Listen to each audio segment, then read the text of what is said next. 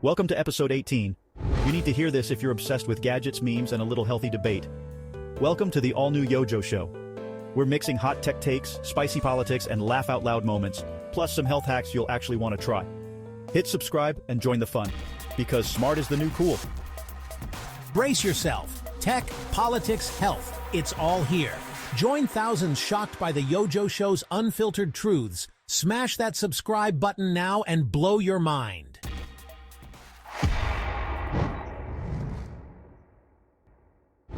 Hey, everyone, and welcome to the YoJoe Show Podcast. Hey, Joe, how's your week been? Busy, but good. How about yours? Busy, but good is good. Yeah, getting ready for a move. Very excited. Nomadic pod show host. So that's a good thing. Unfortunately, that may be changing, but it is what it is. Only for better circumstances.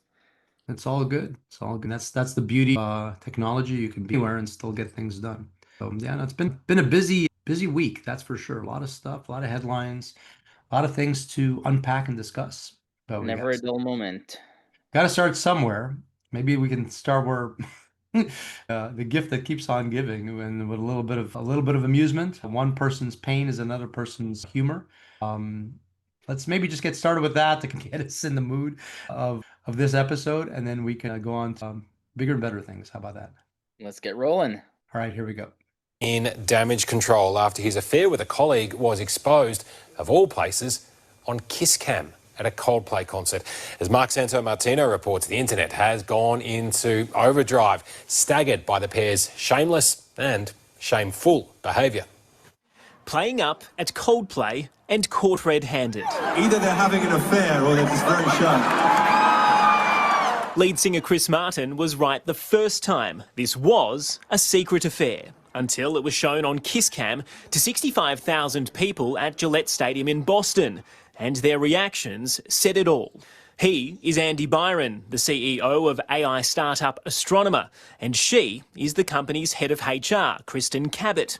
He is married, she is recently divorced. Both are in big trouble, as is their until recently booming billion-dollar business. It's really exciting for our company. We see a huge opportunity ahead of us. It would appear the future of his marriage doesn't look as exciting. Eagle-eyed observers online noted his wife has already changed her Facebook profile, removing her married name. And just like his marriage, he's also blown up the internet. If you're gonna have an affair, why would you bring her to a concert in public where everybody can see you? What if you even ran into someone you knew? Who cares about the Jumbotron? What if you ran into someone you knew? Huh? Forget the Epstein files. I want to see the text messages of that Astronomer CEO that got caught cheating at the Coldplay concert. Having destroyed their private, or should that be now very public lives, both could be in just as much trouble when they next go to the office to face the music. Yeah. Oh, look at these two. All right, come on. You're okay? Mark Santomartino, 9 News. It's the gift that keeps on giving. All week. It literally got like 1 billion views. I understand them going to a concert because there's some privacy in crowds, right? If you're just walking down the street or you go to your favorite restaurant, maybe there's a bigger chance of somebody recognizing them. But if they're surrounded by like 100,000 people, the chances of somebody recognizing are fairly slim. And even then, so what? They went to a concert together. But the way they were standing, he was basically holding her breasts, and the reaction is what gave it all away, but also what caused it all. Because if it's a kiss cam, if they would have just kissed, nobody would have even recognized. 60,000 people would have seen somebody kiss, and chances are that his wife would have never seen it, right? Chances are that it wouldn't have gotten any attention. But it's that instinctful reaction that caused all the attention and that caused 1 billion people to see it instead of just 60,000. Well, as we'll see in a minute, it wasn't even just both of them. It seems like the company was well aware. There were other people that were aware within the company what was going on. Obviously, makes sense. His wife didn't, and his kids didn't. And listen, nothing like. I think we have a video of an apology. Let's see if we can put that up. Hang on a second. For coming here in short notice, want to make it clear that everything you've heard and read is true, and I am deeply sorry about that.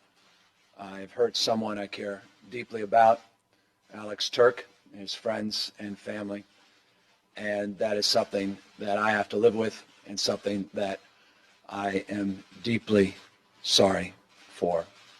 I am also sorry that I've let the people of San Francisco down. They expect a lot of their mayor, and my personal lapse of judgment aside, I am committed to restoring their trust and confidence, and will work very hard in the upcoming months to make sure that the business of running the city is framed appropriately. I also want to extend a personal apology to everyone in our administration, to my staff that I just met with, to my friends and my family members. I am deeply sorry. Oh, so our apologies. That was actually Gavin Newsom, governor of California, back when he was mayor of San Francisco, when he was caught cheating. But Slippery, slimy, Gavin Newsom. But I think that this gentleman could maybe just plagiarize that sort of apology, and that might be helpful, because it won't make a difference. He has to apologize to his wife. It's over there. Apologies, really. He doesn't have to apologize to anybody. It is what it is. Yeah, and I think a lot of people would agree that it's maybe the best thing that could have happened, because guess what? It is better. If you can't be truthful with yourself, then maybe you need to rethink your life. But I think the world owes him a thank you, because this is the gift that keeps on giving. It's going to adore memes for the remainder of history. So who said that's not possible? That may be worth more than the billion-dollar company he's managing at the moment. The co-founder of the company has admitted that the company's never gotten so much publicity ever. Yeah. Perhaps if you take a page from Gavin Newsom, there's a future after catastrophic revelations. So they both quit. We wish, they both resigned. They were given the opportunity to resign. And again, I feel really for his kids more than anyone else, because the kids are going, I'm sure, have to endure a certain amount of commentary. But oh my God, in school, I mean, they're going to be the butt of every joke for the remainder of their lives. But just further proof, you may be at the top of the world, think you have everything, but maybe family is really the most important thing. But just to put a pin in this, let's take a look at all the fallout from this, which was rather extensive. We could be on here for 2 hours just playing all the videos, but it's become a thing now. Let's look at a little compilation we put together, which should certainly put in perspective just how far-reaching this has become. Here. Oh no, it's okay. Don't worry about it.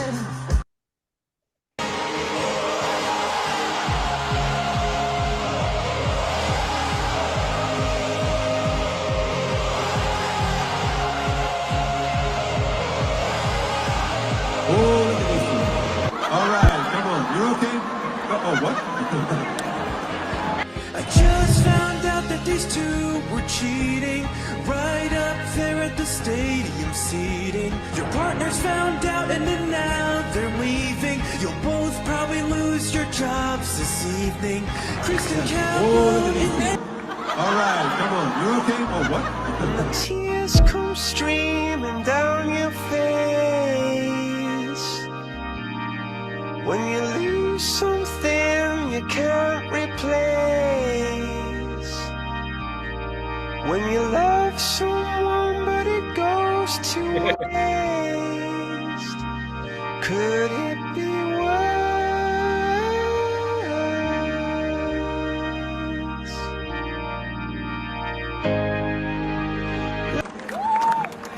Yeah. Oh, look at these two. Alright, come on, you okay? Oh, what?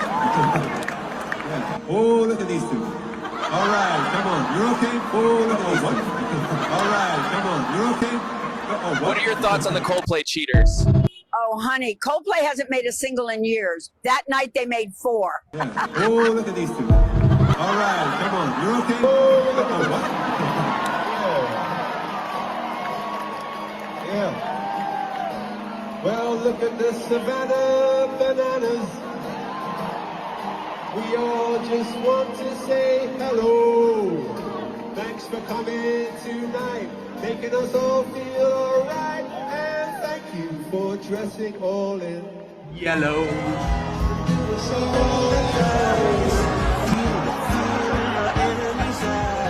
Listen as the crowd would sing. Now the old king is dead, long live the king. 1 minute I held the king. Coldplay affair. Yeah. How crazy is that, by the way? Not even that it happened, and trust me, we're gonna fucking get into that. But the fact that every single one of you is like, oh yeah, of course, I've heard about it. That's gotta be the literal worst, like, catching of cheating I've ever seen in my life. They're caught, and then they're shown on the Jumbotron, and then everyone on the internet gets shown it in their algorithm. This morning, every single person, and it's not even one post, I'm seeing thousands of posts. I'm seeing updates about it. They're like, the wife took her last name off the Facebook. It's over. Everyone's like, squid, get him out. It's just like, just the physical comedy of that video of not only Chris Martin being like, oh, are they having an affair? And it's like, turns out you fucking nailed that one on the head, pal. But it was also... They did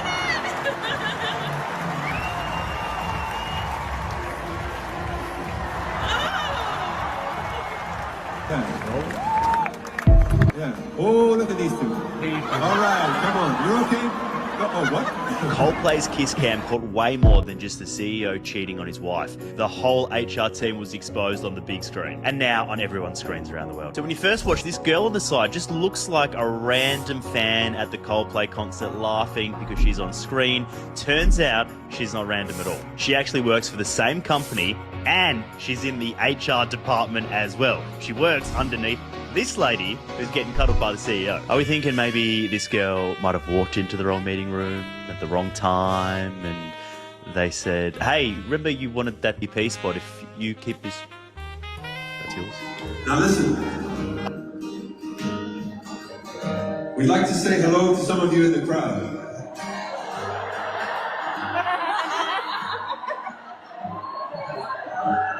How we're going to do that is we're going to use our cameras and put some of you on the big screen.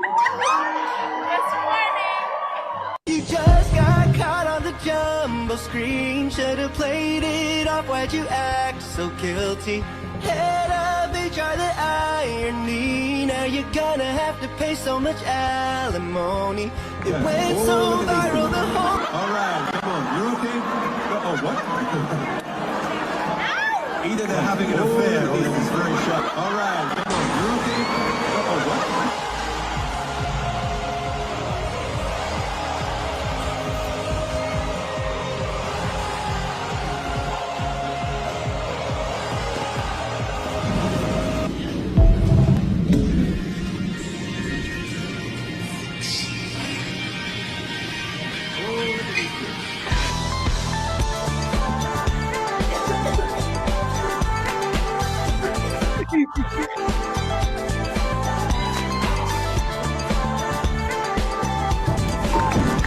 Yeah. Oh, look at these two. All right, come on. You're okay? Would you guys mind if I made a video?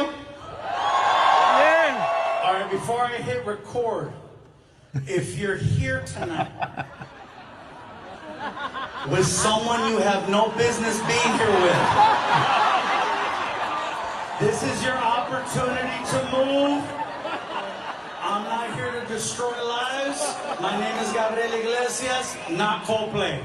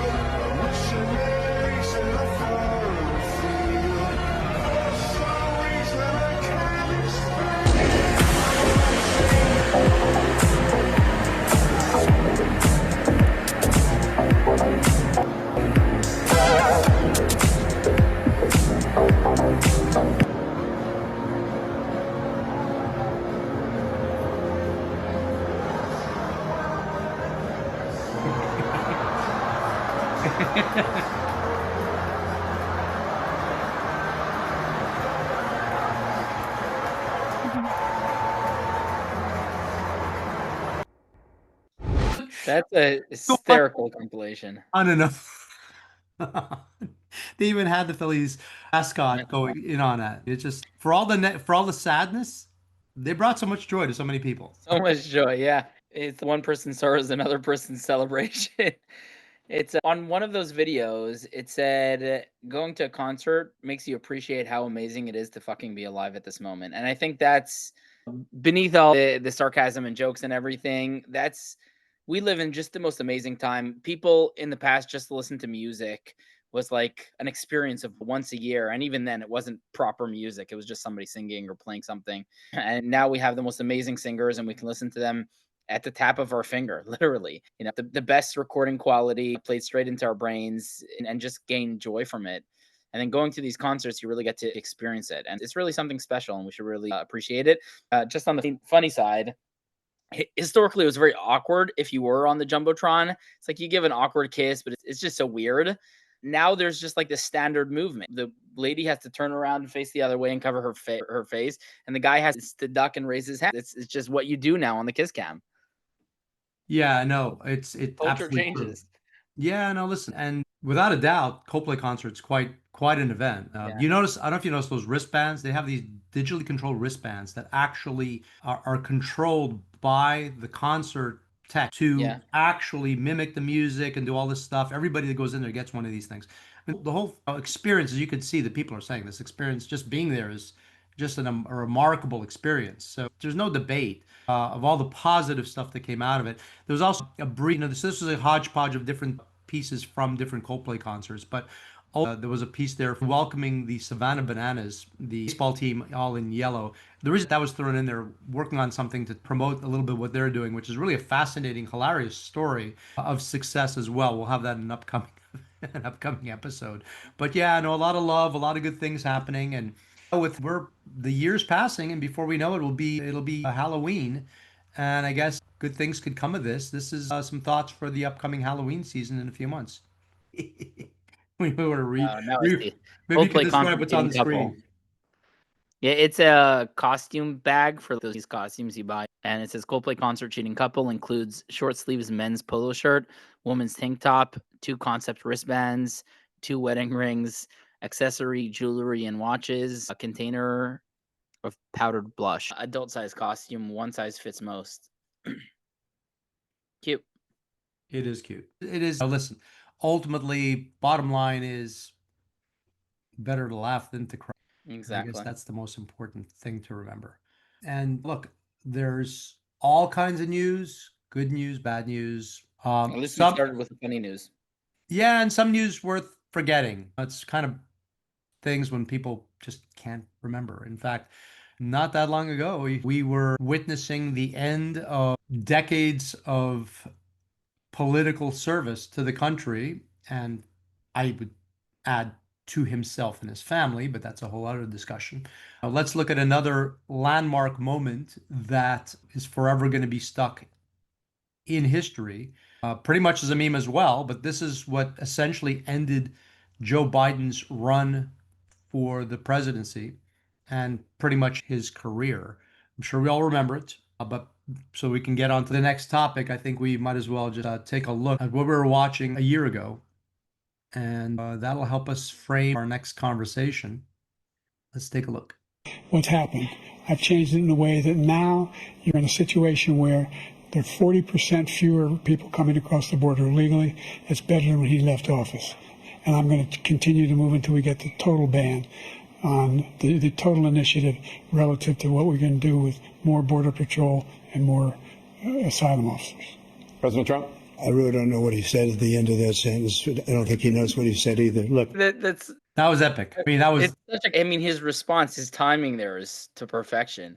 He does have the instincts of a comedian. Like you have to be very fast wit to, especially. I didn't understand what he said at the end there. Fine. And I don't think he did either. That's like where the nail hits the head, right? Yeah, no, Tom. I mean, you got to be like a stand-up comedian, thinking on your feet to give the response like he did. Yeah. It's like CNN could criticize Trump as much as they want, but they can't say he's not entertaining because, thankfully, to a certain degree, it's sad that for our political heads, they have to be entertaining to be good politicians as opposed to good Spock, right? Like a robotic analytical mind, which would be better. But because democracy is the vote of the people, most people intellectually aren't too complex and they just want somebody who's entertaining and seems nice and good and fun and seems smart enough to be able to do a good job, even if they aren't necessarily. Yeah, I think Trump competes with Reagan for his wit and humor. They had different styles, but they both always injected a certain amount of humor into what they were saying. But that definitely kicked off a pretty important permanent change in US politics. It gave Kamala Harris an opportunity to be handpicked and thrown into the race, essentially. And, yep, and then the rest is history. But I think where we're at now is wondering just how much was known by the people around President Biden at the time as far as the mental competency. You and I think we both know that it was clear as day that he really shouldn't be running the country. Even at the time, he shouldn't have been in that position anymore. But even when he won the election, it was obvious. right from the beginning. But ultimately, and if you watch videos of him, if you recall, when he was much younger, this is not the same Biden. It's like he's changed. Although even then he was corrupt. There's a video of him from the 1980s explaining how to screw the system, but he wasn't stupid. And he was he had his wits with him. He clearly had his wits with him. There's a difference between being corrupt and being just not all there. I mean, that's, he was now not all there and still corrupt. Yes, perhaps. But that's the thing. And today everyone's saying, oh, we knew, and obviously some books have been published, but really at the time the story was quite different. Everyone was saying, oh no, he's as mentally competent as can be. We put together a little piece here to help frame things as to what was being said back then. Here we go. Mainstream media lying. Yeah, pretty much, or the people that surrounded Biden, lying to the mainstream media, and them helping with the lie. We've got some breaking news right now. We were watching the testimony of this woman here, Annie Tomasini. She's the former senior advisor to President Joe Biden. She was the third person set to appear before James Comer's committee. She has now taken the fifth. So the doctor, the aide to Joe Biden, and now Ms. Tomasini have all done the same behind closed doors. Now, James Comer is the chairman of the committee, the Republican out of Kentucky. He said this in a statement. It's a long statement. I'll just read one line. There is now a pattern of key Biden confidants seeking to shield themselves from criminal liability for this potential conspiracy. End quote there. We'll see who goes next. They have put out a series of videos later in the day of their witnesses pleading the fifth and sitting next to their attorneys. I would imagine Comer's committee is going to do the same thing at some point today as well. So that's the latest from the Hill. Republicans trying to get something, and they were left with pretty much nothing. Start your tape right now, because I'm about to tell you the truth. And F you if you can't handle the truth. This version of Biden, intellectually, analytically, is the best Biden ever. I think, the gaffes and mixing up names, I think for people who've been observing Joe Biden for a really long time, that's actually just normal Biden. Your husband has been known to make the occasional gaffe. Oh, you can't even go there. You can, after Donald Trump, you cannot even say the word I can't even say the word gaffe? Nope. But you not Done. He's always been the same guy. It's not like he's lost a step or like he's dopey now when he didn't used to be dopey. He's just the same Joe Biden. I'll tell you the reality of it is, and I spent a lot of time with President Biden, be it in the Oval Office, in the Situation Room, and other places. He is extraordinarily smart. I can tell you, having traveled with him a fair amount, sometimes he's hard to keep up with. It is hard for us to keep up with this president. We see Joe Biden up close. We know how attuned he is to the issues, how informed he is. And I debate with him about legislation, and not debate, but discuss it with him. He's right there. He's fine. All this right-wing propaganda that his mental acuity has declined is wrong. And thanks to the Media Research Center and the various news sources that provided the components for every single one of your politicians is just a straight up liar. If you remember the Watergate or even Clinton, the issue wasn't necessarily that Clinton was having the affair. The issue was that he lied under oath about having the affair, right? All of these politicians should be fired theoretically because they all lied straight to our faces nonstop. And if they're not fired, and they won't be, at least they should be voted out of office, because how could anybody vote for these politicians seriously? They were just trying to dupe the American people. They were telling us from 1984, trust what the party tells you, not what you see with your own eyes. No, it's and again, here we are now. This is being looked into, and what's everybody saying? the fifth. They're pleading the fifth, and we discussed this in a previous episode. It's basically an admittance of guilt, even though, again, it exists for reasons that are not an admittance of guilt. But in the vast majority of cases, it is basically an admittance of guilt, and it definitely is in this case. But this is a good thing because we just had the person testify that she was doing all the auto pen signatures, and it wasn't even Biden signing on most of these executive orders and most of these pardons, and that suddenly opens the whole can of worms up because wait, if Biden didn't actually sign these pardons, then maybe these pardons can be revoked, hopefully for Fauci, who belongs in jail for the rest of his life. And now there's evidence about Obama as well, how he directed the investigation into Russia. And I think that's a separate discussion we'll have in a few minutes. But still, I mean, hopefully this means we can go after some of these people because some of them definitely do not deserve the immunity they received. But don't hold your breath. So, I will not, and let's put in perspective, just to show, compared to the last video compilation, this is the response that's being given now pretty much by everybody. But this is a former chief of staff being questioned, and these are the questions being asked, and this is the answer being given.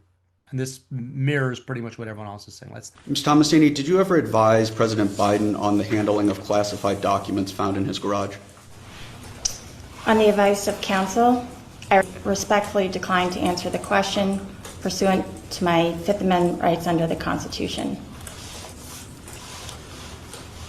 The record will reflect that Ms. Tomasini has invoked the Fifth Amendment right against self-incrimination. Ms. Tomasini, please be very clear. Are you declining to answer the question put to you solely on the ground that you believe the answer will incriminate you? On the advice of counsel, I respectfully decline to answer the question pursuant to my Fifth Amendment rights under the Constitution. Ms. Tomasini, did President Joe Biden or anyone else in the White House instruct you to conceal or destroy classified material found at President Biden's home or office? On the advice of counsel, I respectfully decline to answer the question pursuant to my Fifth Amendment rights under the Constitution. The record will reflect that Ms. Tomasini has invoked the Fifth Amendment right against self-incrimination.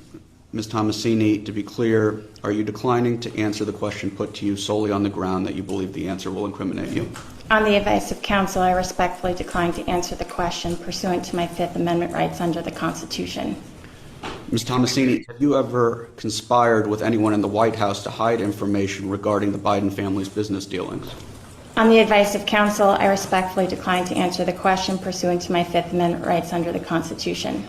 The record will reflect that Ms. Tomasini has invoked the Fifth Amendment right against self-incrimination. Ms. Tomasini, to be clear, are you declining to answer the question put to you solely on the ground that you believe the answer will incriminate you? On the advice of counsel, I respectfully decline to answer the question pursuant to my Fifth Amendment rights under the Constitution. Ms. Tomasini, did Joe Biden, a member of his family, or anyone at the White House ever instruct you to lie regarding his health at any time, including but not limited to in your testimony to Congress today? On the advice of counsel, I respectfully decline to answer the question pursuant to my Fifth Amendment rights under the Constitution. Let the record reflect that Ms. Tomasini has invoked the Fifth Amendment right against self-incrimination.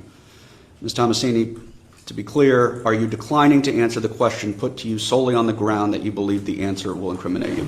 On the advice of counsel, I respectfully decline to answer the question pursuant to my Fifth Amendment rights under the Constitution.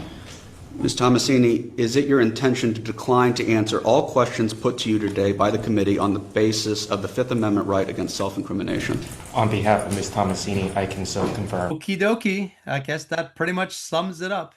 She should have just recorded herself saying that once and then just hit tap play every time she got another question. Yeah, it is what it is. The questions at least are being asked. Whether or not we'll ever get the answers is an entirely different matter, right? But I think we're all happy that the questions are in fact being asked. Yeah, and the fact that he's iterating, like basically you're admitting that you're guilty, and then she just repeats that again. Don't say that I'm guilty because I'm pleading the fifth. And it's like, there is no more guilty than that. It just shows what a shit show the previous administration was. Probably in its entire length, especially towards the end. Yeah, look, I don't know how anyone can keep a straight face and say that, oh yeah, no, Biden was in tip-top shape and he was the mental acuity of some rabbit. It's impossible.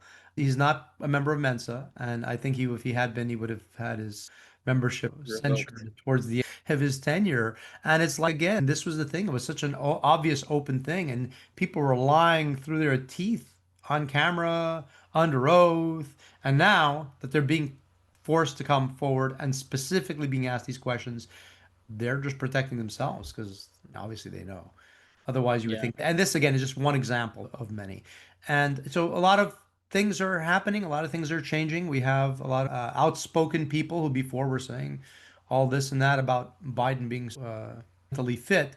And we have people that just spent their time basically bashing Trump and saying how he wasn't and so forth. And probably the most fate is now been canned. I think I just want to say that, like, it's pure evil. The way that these guys were using Biden as a puppet of theirs to maintain political control, the way that they were manipulating things and running the country from behind the scenes, making, basically putting up a puppet show, trying to convince us that our president, who at least, supposedly won the election, is the one who's running the country, when in reality it was just this big corporate, corrupt, democratic elite machine. And I think these people are evil. They were doing evil. I mean, if you look at what was happening especially during the end of Biden's presidency, basically every decision they made was wrong. In terms of foreign affairs, there's no doubt about it. Israel, don't go into Rafah. Israel, don't attack Shifa Hospital. Israel, don't everything. I mean, and then that's just Israel. If you look elsewhere around the world and elsewhere interiorly in the United States, every single decision, they were basically throwing trillions of dollars into the ocean. Just wasting American taxpayers' money because they had no appreciation to it, and they could just print more, which makes the poor, as we discussed extensively in the past. So, yeah, these people are evil, and they're pleading the fifth, and hopefully something will come of it, but I doubt it. I doubt it too, but it's still good that the questions are being asked. And in breaking news, CBS is canceling The Late Show with Stephen Colbert. Colbert just making the shocking announcement at his show taping. Now, it's unclear why the show is canceled, but it comes after Colbert spoke out against his parent company, Paramount's $16 million settlement with Trump over the editing of a 60 Minutes interview. In fact, here's what Colbert said just a few days ago. Now, I believe this kind of complicated financial settlement with a sitting government official has a technical name in legal circles. It's big fat bribe. Because this all comes as Paramount's owners are trying to get the Trump administration to approve the sale of our network to a new owner, Skydance.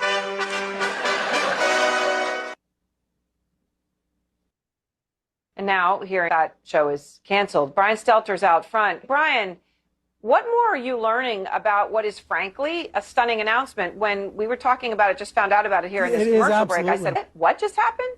In fact, this had been such a hot topic that Colbert came back from vacation on Monday and he made jokes about it. He said he had a new mustache and so the new owners wouldn't be able to find him. So on Monday, Colbert was joking about possibly being in danger.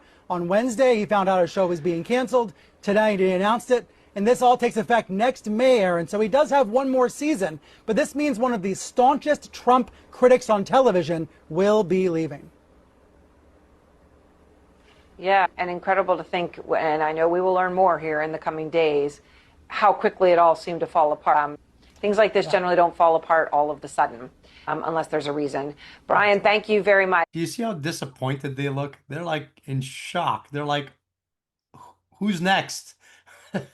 All of them. They're all going. Legacy media on their is face. You can see it on their face. At the bottom, it says network. This is purely a financial decision. And that is 100% true. That is not a lie. It is 100% a financial decision because Stephen Colbert was supposed to be a comedic, funny host, but he hasn't been funny in years, maybe decades, right? Definitely not like real get you to laugh out loud. The one before him was David Letterman, and David Letterman occasionally was really funny. But a lot of these shows, they're just political talk. It's just Trump gives you so much material. If you're a comedian, you can make endless comedy about Trump, let alone Biden with his amnesia, right? I mean, there is so much good comedic content to be made, but instead it's just this political preachment. It's propaganda essentially. And people have had enough of it. People don't view it. Advertisers don't want to pay if people aren't viewing, and that's why it's truly a financial decision. He's not getting the views. He's not earning us money, so we're going to let him go. And he's just another domino to fall at the slow and finally death of legacy media. Yeah, obviously the show was a big money loser, had become such for the network. And again, nothing like speaking out against your own network and basically saying that they're bribing a sitting president. There's jokes, and then there's this, where he's at a point where his entire show, and there's others as well, but he was the most extreme, is predicated on just attacking Trump rather than looking for things that are funny. Here's an old clip with Will Ferrell on the show where they attempted to actually be funny. What do we have here? This is Mulan, and Mulan, easy Mulan. Okay. Mulan, I wouldn't ooh and ah when you hear about what she is. Okay. She's a short-spined Peruvian mongoose, and she looks so calm and cuddly, but she can be very aggressive, and it will charge. So please, no sudden movements. Okay. That really, and I could be wrong, that really looks like a kitty cat. Yeah. Stephen, who's wearing the vest? This is a highly endangered species. Yeah. Where I didn't know there were any mongoose in Peru. No, there's just one. This one. And they're just so damn delicious. We're hoping to get it into our breeding program. Okay, I don't know a lot about animals, but how do you have a breeding program when there's only one of them? Yeah, huh? We're going to have to cross it with something cool like a Wolverine or possibly a dirt bike. Yeah. So was it fun working on the movie? Is Ben back? Which movie? Zoolander? Oh, no, haven't seen it. Haven't seen it. It's nothing like it used to be. At one point, Even that, I mean, is it They made an Colbert effort. being funny, or is it Will Ferrell being funny? You know what I mean? Ferrell being funny. But he's allowing that to be on the show. Give the stage, yeah. Whereas now it's literally all about, if it isn't about attacking Trump, it got to the point where just the viewership wasn't there and people just aren't showing And here's the thing: the viewership hasn't been there for about a decade. The internet killed their viewership early on, but advertisers have been giving a premium to legacy media, basically because they have the clout that they do, or they had the clout that they did, would be a more correct way of saying it. They had this premium. So even though their viewing numbers were really low, they would still get paid by the advertisers a lot more for every moment than they were actually worth. At the moment, we're looking at a Babylon Bee post, and it's Stephen Colbert holding up a sign saying, "We'll tell you about Trump for cash." We'll yell about. We'll yell. You're right. You will yell about Trump for cash. And then it said, disheveled Colbert seen holding up a cardboard sign. We'll yell about Trump for cash. So, yeah, out in front of the studio where he used to work. Exactly. But here's the thing. To the point I was saying, it's not new that they're not getting any views. It's not new that he's not funny. It's just that the TV stations were still profitable because the advertisers were willing to pay such a premium. And now the advertisers are starting to go after what actually makes them money, which is viewers, which means they're really ditching these networks hook and sinkers. Yeah, I think during the Biden-Harris tenure, all these media giants were willing to do whatever it took to just keep the narrative going, and that's Trump's bad and make fun of him. But I think that's died off, and it's not profitable, and it doesn't make any sense, and they've had to do some realignment. That being said, there's still no shortage of people out there who are up in arms, literally, about this. And this is an actual protest. Of course, there's got to be protest for something out in front of the late night studio. Let's take a very quick look. I think we'd only tolerate a brief look at this insanity. The brainwashed mob. Yeah, but this is a real thing. Here we go. Let's see what they have to say. Trump must go! Colbert stays! Trump must go! With the Trump fascist regime! With the Trump fascist regime! Suppression! Of dissenting voices! And culture! Oh boy. Did you notice the lady with the Ben and Jerry's tied to the top of her head? Yes, I saw that. You noticed that too. That was quite interesting. Ben and Jerry's, they're quite extreme left as well, so maybe that kind radical, of the ice cream of the radicals. So it's they're self-hating. I mean, the ice cream is delicious, but like when they sold the company to not saying it's healthy. They have about 23 million ingredients in half of them. But delicious, I give them that. Delicious, and also it's better quality than most of the other brands. Aside from Haagen-Dazs, it's decent quality. It's cream and sugar mostly, at least in the vanilla. But when they sold their company to Unilever, they basically said, we maintain this, like, they had within the company some oversight communist committee, basically, that they maintain control basically over the entire company, even though Unilever purchased it and owns Ben and Jerry's nowadays. All of the political quote unquote decisions, even though it's an ice cream brand, they are very extremely politically active. That's still managed by this communist elite that Ben and Jerry installed, and they're two self-hating Jews, and they hate Israel and stuff like that. And yeah, they hate America and the American people too. And I don't know why that lady had it tied to her head, but it made her look just as crazy as she is. So very befitting. Obviously, the tide's changing. There are a lot of changes happening in media right now, and what people are recognizing, what people are actually listening to, not what's being pushed down people's throats, be it ice cream or with the socialistic views, or just stuff that isn't funny anymore. It's pretty much official that NPR and PBS, the publicly funded TV and radio networks in the United States, are losing funding, and therefore propaganda. You meant to say? Well, propaganda. That's these had, as we mentioned in prior episodes, had a purpose once upon a time. Okay, like other countries have nationally funded media. The British Broadcasting Corporation, Canada has a similar. British Broadcasting, BBC, is worse than Al Jazeera. It's more pro-terrorist than Al Jazeera is. That's not the point. The point is it just shows you that when it's run by government, it tends to be corrupted. And I think in the past, these were much better, and we'll take a look in a moment. But nowadays, a lot of these corporate broadcastings are very problematic. I think the smaller the nation is, the more the public broadcasting has to resemble the opinions, at least of a segment of the population. But yeah, they basically go off the reservation.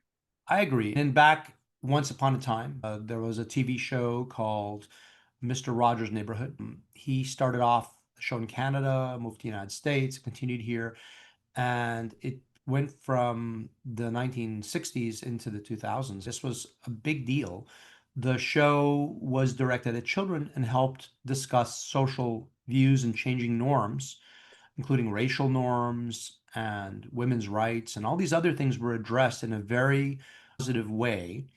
And the question as to whether or not there should be public funding for programming was brought up. And at the time, I think most would agree that it was very valid and very purposeful. Here's a very famous clip of Mr. Rogers essentially defending the content that he wanted to continue doing on public television. Here we go. I give an expression of care every day to each child to help him realize that he is unique.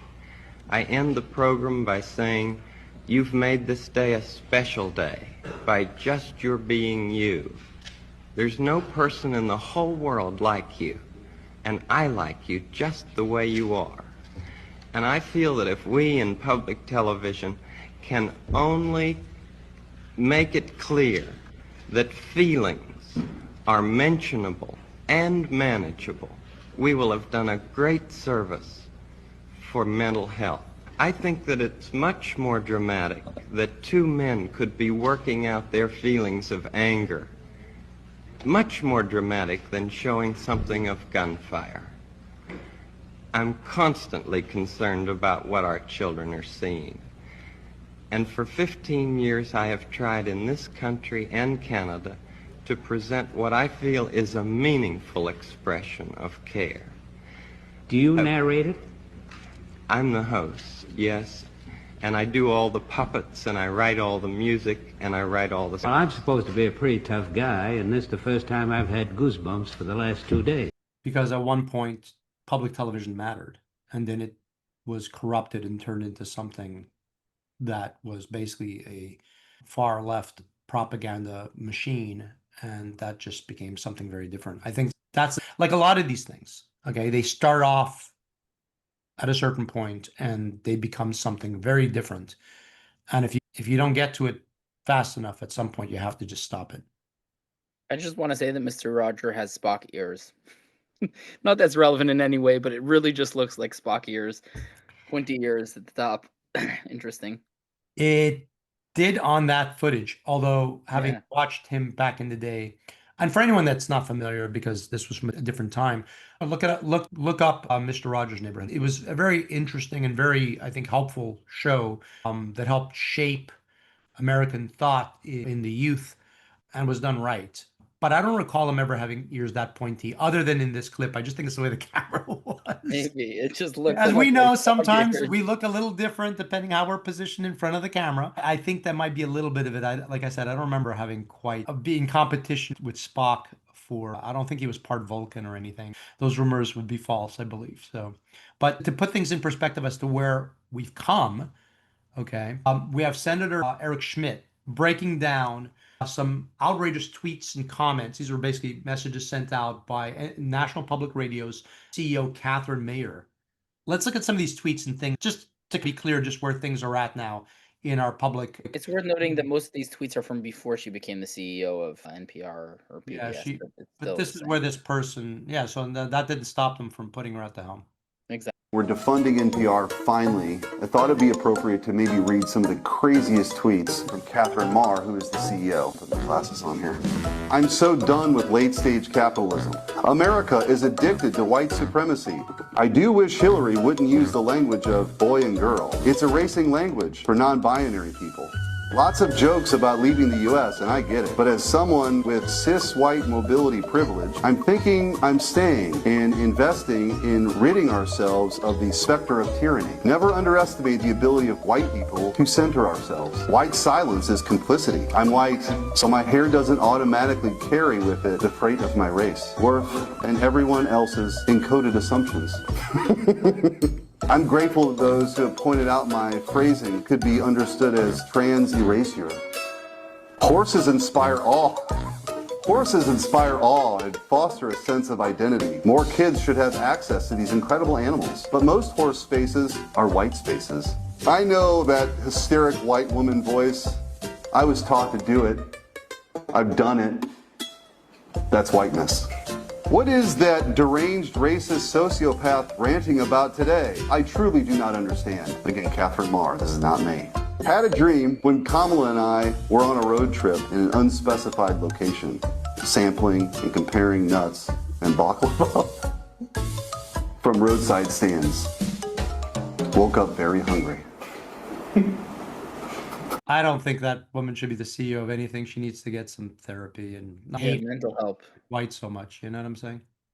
Her name is Catherine, but her name should be Karen because she is the definition of a kind of a Karen. And she's crazy. She's just a lunatic who just bought completely the whole woke brainwashing mental virus and absorbed it and tried to regurgitate it into all of our mouths via NPR. And thankfully, that's being shut down. And thankfully, the American people rejected wholehandedly this whole woke thing. Now, back in the day, you were canceled if you didn't have cisgender on your bio. Nowadays, you're looked down upon. Everybody's like, "Oh my God, this guy's weird," because they put their how do they call it? How they like to be identified? What's the term they use? Pronouns. Yes, thank you. Because if you do have your pronouns, you're basically announcing to the world that you're just a brainwashed, woke kind of cult member, and it's not helping anybody. Even if you care for transgender people, you're not helping transgender people by putting your pronouns anywhere. So thankfully, and especially the whole thing with the men's and women's sport, the American people rejected that wholehandedly. The American people always rejected it and always thought that it was absurd, but we had these people trying to shove it down our throats, and thankfully that is being stopped, and it's for the greatness of us all. Yeah, I agree. Listen, I know someone who has pronouns on their email and so forth, and I don't think everyone is quite to that extreme. I think there was some value to that, but I think again, like everything else, if someone's going to have, there's a difference between having a pint of ice cream and 3 gallons. Okay. So I think everything, at least in moderation at the most. And some people were just like, it was just exaggerated. What happened is, for those that don't know, the House approved a Trump administration plan to rescind $9 billion in previously allocated funds, which again, there was a big, beautiful bill. And then there was all the rescind packages that were submitted, and this was approved. So this essentially would include $1.1 billion for the Corporation for Public Broadcasting that cuts all federal support for NPR, PBS, and the member stations. And then some additional, I think it was like $7 billion in quote unquote foreign aid, which were for various odd things as well. The vote was 216 to 213, so pretty close. But ultimately, that's where this is coming from. So why now there's talk about radio and television being publicly funded no longer, which there really is no need for all this injection of publicly funded taxpayer money into these things. And there's no shortage of media. There's no shortage of social media and alternate platforms as well. And that being said, that's what has helped us get a lot of the information happening in other parts of the world that maybe would have been slanted as to how covered by traditional media. And one of the such things for being funded by the taxpayers, they weren't even pro-America. And they would fill stories, including international stories, sometimes that would alter the actual meaning. What's happening in Syria right now, I don't think is getting proper coverage in the United States, even to this moment. Maybe that's something we can touch upon next, which I know you have quite a bit of information on. If that's okay with you, I'd start off with an introductory video clip, and then we can talk a little bit about that. Definitely. All right, let's take a look. Over the past week, at least 700 have been killed in clashes between Druze, Bedouins and government forces in Syria's southern Suwaida province. Israel, which has a significant population of Druze in the Golan Heights, has sought to protect the 500,000 Druze in neighbouring Syria. It carried out heavy air attacks on Suwaida and the capital Damascus on Wednesday, having previously warned the interim government to ensure their safety. The strikes prompted Syrian forces to pull back from the region, sparking more fighting between the minorities on Friday. Now the country's acting president, Ahmed al-Shara, has secured a ceasefire with Israel after promising to deploy more forces to the province. The Syrian state is committed to protecting all minorities and sects in the country, and it will hold all violators accountable, regardless of affiliation, and no one will be spared from accountability. But these Bedouins travelling from Damascus to Suwaida are ignoring calls for de-escalation. We came to support our Bedouin brothers. The Druze received the Israeli Zionist support, the infidels. We, the sons of the clans, came to support Bedouins with our own ammunition. 7 months on from the fall of the Assad regime, the interim president's authority is under pressure, with his fledgling government struggling to quell this fighting between communities after claims it's failed to protect Christians and mismanaged relations with Kurdish and Alawite minorities. Yeah, so just to go through that, the ceasefire they discussed there ended up falling through. He discussed sending forces to quell. In reality, what ended up causing the ceasefire was when he withdrew the government forces away. For context, we've discussed the Druze people. They're fascinating people, fascinating religion in a previous episode, maybe a few weeks ago, and definitely worth going back and listening in on that because it gives a lot of very valuable context. But the fight between, Bedouins are nomadic people, kind of like Gypsy in Europe, and the Romani people would be the correct name for them. In the Arab world, Bedouins are herder people, so they travel with their sheep and then they find wells and they move from place to place. Recently, they've mostly been settling. They're not as transitory as they used to be, but they are Sunni Muslims, and they align with the vast majority of the jihadi forces. A lot of them joined ISIS and joined Al-Qaeda and a lot of these forces. We know that al-Julani is from Jabhat al-Nusra, which was an off branch of Al-Qaeda. So after the Assad regime fell, Israel bombed the remnants of the Assad army. So basically all the tanks and fighter jets and anti-air systems and stuff like that just annihilated it all in 48 hours. Almost nobody was killed because most of the soldiers had ran away, cleaned things up that way. And what they told us, Shara is the new name for al-Julani. It's not new, but that's what he prefers to be called now. Trying to change his image from what it used to be is don't go south of Damascus. And the reason is south of Damascus is close to the border with Israel. We don't want jihadists on our border, right, on Israel's border. And then also that's these Druze minorities Druze are very peaceful people. They get along very well with the Christians. There was a Christian who was a Christian minister who was massacred with 17 family members during these attacks on the Druze as well. So it isn't just on the Druze. Previously, so here's the thing. He came to power with all of these jihadist groups. And he put many of these jihadists in top ministerial positions and position in the defense forces. So he basically gave the jihadists the keys to the kingdom. And the first thing they did is to go and to annihilate the Alawites. The Alawites were, Bashar al-Assad's clan. So that kind of made sense. And during then they were annihilating and massacring Christians as well. But when it came to the Druze, Israel basically said, if you send forces south of Damascus, we will bomb them. And that is exactly what happened here. The Bedouin kind of started it. They kidnapped a fruits and vegetables vendor, and they took all of his stuff and his truck, and they beat him up and almost killed him. And then the way it works in the Middle East is the Druze kind of retaliate because force only understands force. So they did it back to the Bedouins. The Bedouin kind of did it back, and it was tit for tat there for a little while until the Bedouins just started to call all the jihadists from all the rest of Syria. And tens of thousands of jihadists started to flow in from the rest of Syria with the protection of the al-Julani regime. And they just started massacring the Druze. Massacring as in going into the hospitals and murdering every single person after they rape all the females. And there's footage of it all, and it is devastating. I think you have a clip. Why don't we take a look, and then we can continue. Sure. And again, just as a footnote, this clip does have some more sensitive content. So anyone that wants to at least be aware of it, we'll give you the heads up. Let's take a look. This does certainly put things in perspective as to the realities on the ground there. Graphic footage shows 8 family members being marched through the streets of the southern Syrian city of Sueda by gunmen. These prisoners are from the Druze minority, and one of them is an American citizen. 35-year-old U.S. citizen Hassam Saraya had studied in Oklahoma before returning to Syria, where he and his family members were shot dead.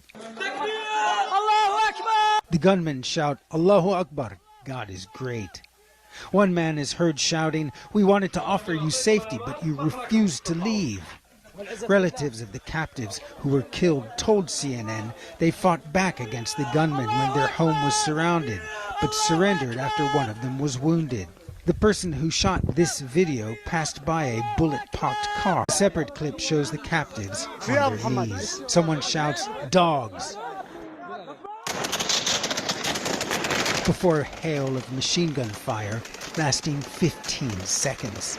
All 8 captives were killed. In response to this video, spokesmen for the Syrian government told CNN they categorically reject crimes against civilians, adding that anyone found guilty will be held accountable in accordance with the laws of the Syrian Arab Republic. The execution is just a small snapshot of the madness that has engulfed this part of southern Syria since mid-July, where various Druze militias, which seek limited autonomy from Damascus, have battled Bedouin tribesmen loosely aligned with the central government. The fighting has left hundreds dead, civilians as well as fighters, and has forced more than 90,000 people to flee their homes.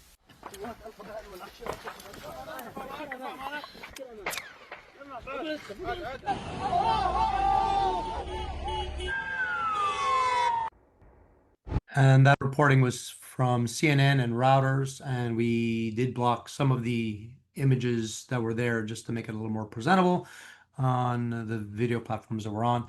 But yeah, that's more of a taste of what it's really like on the ground there. Yeah, YouTube marks all of our content shocking, and we've blurred out the shocking parts of the shocking content we're talking about. If you go to Telegram or elsewhere, and you probably should, because you should probably know what's actually going on, even though the world doesn't care to tell you. We'll get into a second exactly when the world realized what's happening in Syria, or decided to respond to it. So in the Arab world, it's very important to differentiate between what leaders say and what leaders do. Right? Actions versus words is always the thing you have to follow. For example, Saudi Arabia, their greatest enemy is Iran. Israel bombs Iran and gets rid of the nuke, which is the greatest threat to Saudi Arabia's sovereignty. And Saudi Arabia says, "Israel, how dare you do this unprovoked attack?" In reality, Mohammed bin Salman is, "Thank you, Bibi. Thank you, Bibi. You saved us," right? So, and we're seeing that with the new Abraham Accords, etc., right? So the difference between action and speech is drastic. With Al-Shara or Al-Julani, he says all the right things, right? He says we're going to send in our troops to protect. In reality, his troops are jihadists, and they're going there to join the massacre, or at least to protect the perimeter of the massacre to make sure nobody gets away. It was a massacre. If you look at the videos, it was just like October 7th in southern Israel, basically burning people alive, slaughtering them. It's just so graphic. It's so sad. For example, a video, jihadists walk into somebody's apartment, maybe on the 8th or 10th floor of a building, maybe the 3rd floor, I'm not sure, and say, "Go out to the porch and jump." And they force them to jump. And then while they're in the air, they start shooting them as practicing targets. So these are jihadists. They are the vast majority of Al-Julani's forces. And then obviously the Bedouins are jihadists too, and some of them they got the protection from al-Julani. This thankfully has all stopped, and this stopped when the world paid notice, and the world did not pay notice when thousands or hundreds were being massacred and just killed in the most vicious of ways. The world doesn't give a crap when people in the Middle East die. They really don't, unless somehow Israel is involved. If there's Jews, there's news. If there's no Jews, there's no news. And then the minute Israel started bombing this, so Israel immediately started bombing all these tanks that they were sending there to join the massacre, and a lot of the Humvees with machine guns. And once Israel started getting rid of all of that, that's when Syria stopped sending its forces. And that's why in the initial clip they said, "Oh, Julani said he would send in his forces to quell the fight." His forces are there to join the jihad. He doesn't even control his forces. Most of them are just jihadists.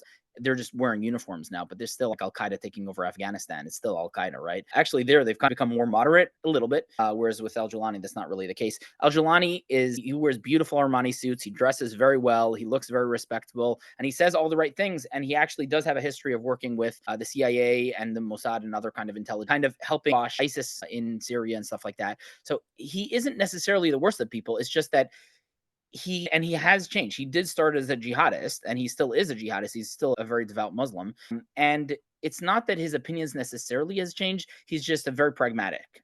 And he realizes that if he wants any chance to stay in power, he has to gain the liking. He needs the funds of Saudi Arabia and the United Arab Emirates to rebuild Syria after the civil war. And that's to do if Syria stays united. But the Druze people are not stupid, and they saw what happened to the Alawites and what's happening to the Christians. There used to be 8 million Christians in Syria, and now there are less than 200,000. And that's because they were being massacred. So the Druze are basically saying, Israel, save us. And Israel, Bibi had promised, they won't let al-Julani massacre the Druze.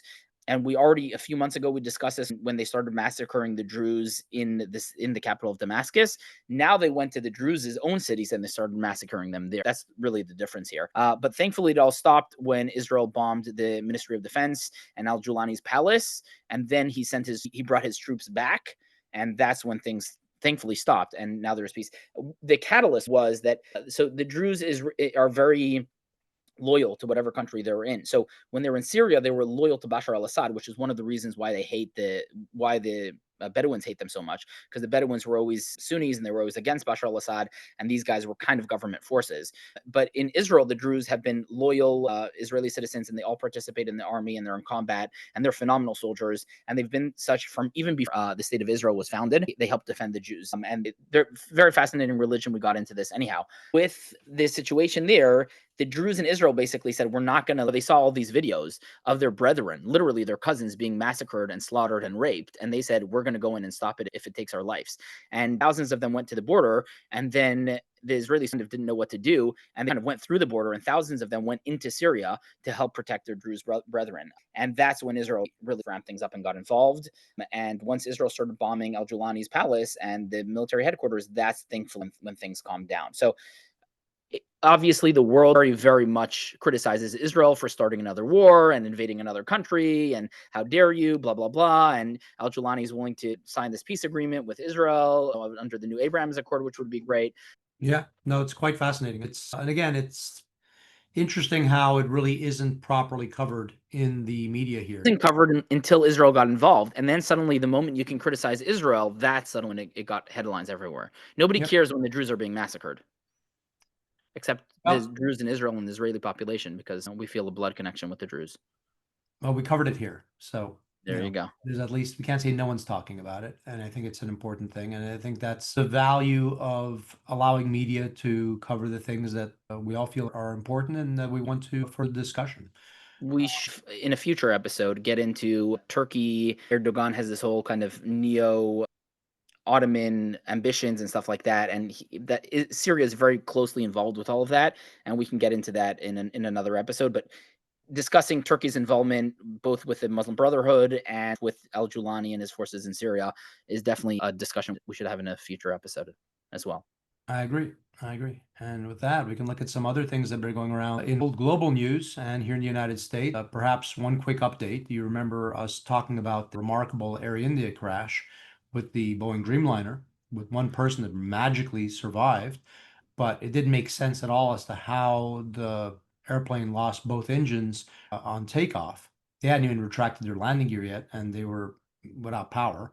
And prior to the last episode, I'd seen a preliminary report from the Air India investigation, and I didn't want to comment on it because it seemed so shocking, and it was literally It's hard to believe. Yeah, and it just had just come out, so I said, let's give it some more time. But here's a story from Straight Arrow News, this confirming what we knew then, even as unbelievable as it is. Here's an update on that. Details in the investigation into last month's deadly Air India crash, raising sharp questions about what happened in the cockpit. A black box recording reveals the flight captain turned off switches that controlled fuel to the engines just after takeoff. That's according to a report by the Wall Street Journal, citing sources familiar with early findings by American officials. The first officer flying the Boeing 787 reportedly asked the senior captain why he cut off the fuel sources, saying he seemed shocked, then panicked as the captain stayed calm. A preliminary report released last week did not name which pilot did what, only that one questioned the fuel switches being moved to cut off, while the other denied it.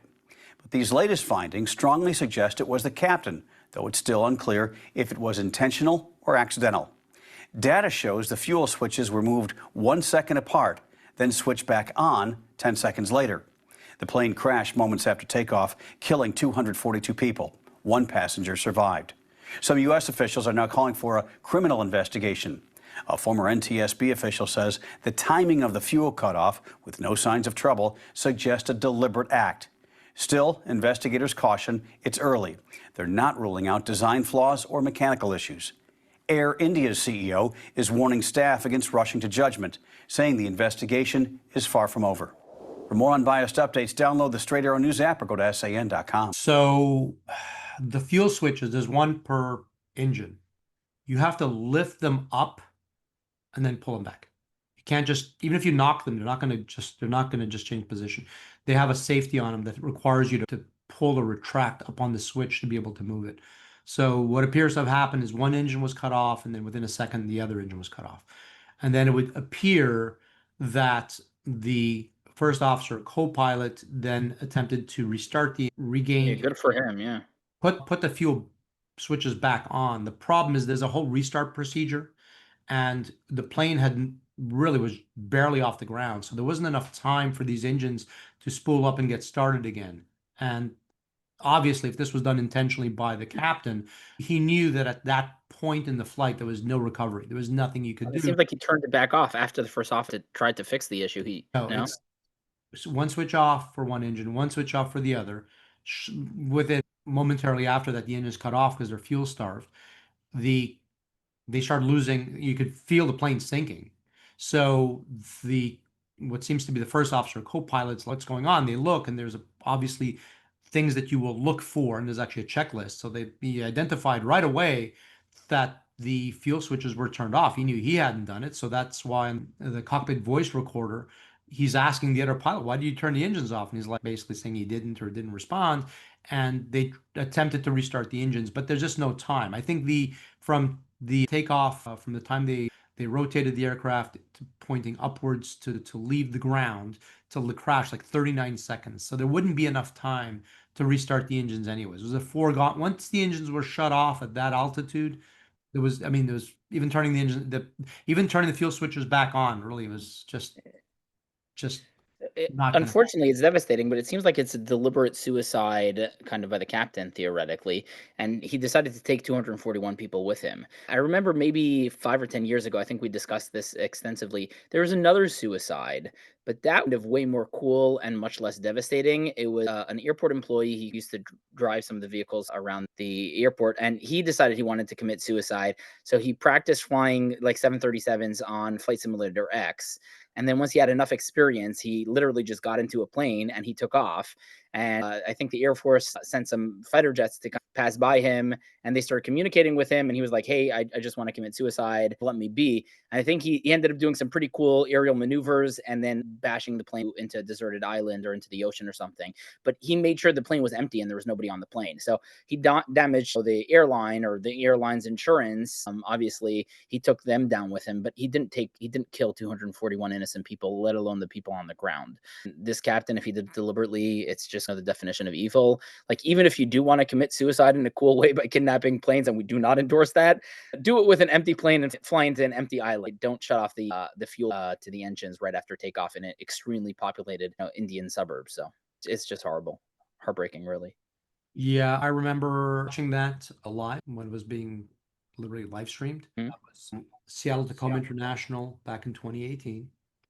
And it was, what's really ironic about the whole thing is that this gentleman who was not a pilot, was not formally trained as a pilot, was able to get not only the plane off the ground, but pull maneuvers that plane was not designed for. You would think the wings would have ripped off given that. He did some pretty cool shit out there in the air. He had some fun. So the ironic part of it was they tried very hard to convince him to try to land the plane, and he just didn't listen. But ultimately, the sad part is this guy could have clearly had a knack for flying aircraft, and had his mind been functioning normally, he might have been able to pursue a career in aviation. Very tragic. So you always wonder about these very odd things. I think these are certainly out of the ordinary kind of things that are one-off, unusual. Certainly if there had been any in the Air India incident, if it was a terrorist action, there would have been someone claiming responsibility, which there has not been. But that's where we are with that. And here, in the United States, there's been some near misses. There was, but these were not certainly to do with intentional desires. But we had a military bomber that was flying in the direction of a commercial flight, which had to aggressively avoid the plane. Then we had another near incident of just a few days ago. And then in aviation news again, as if people aren't scared enough. We have a more recent Boeing 737 MAX that was flying Denver, Colorado to Miami, which blew out a tire and required people to evacuate the aircraft. Again, none of these were the fault of the crew in any way at this point. But this last one, we do have some of the evacuation, which I think is interesting to see. I think there was just one minor injury, because you can see as we're going down these slides, getting out of the airplane, it's not for the faint of heart. It's not like going to Disney World. Let's play that clip real quick, just to put in perspective what an aviation emergency looks like. You okay? No, he's not.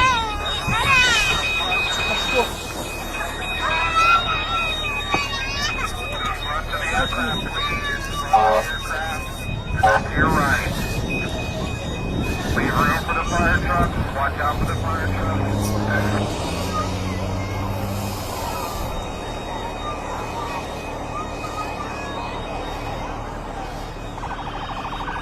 Everybody, remain calm. Fire's here. Fire's here.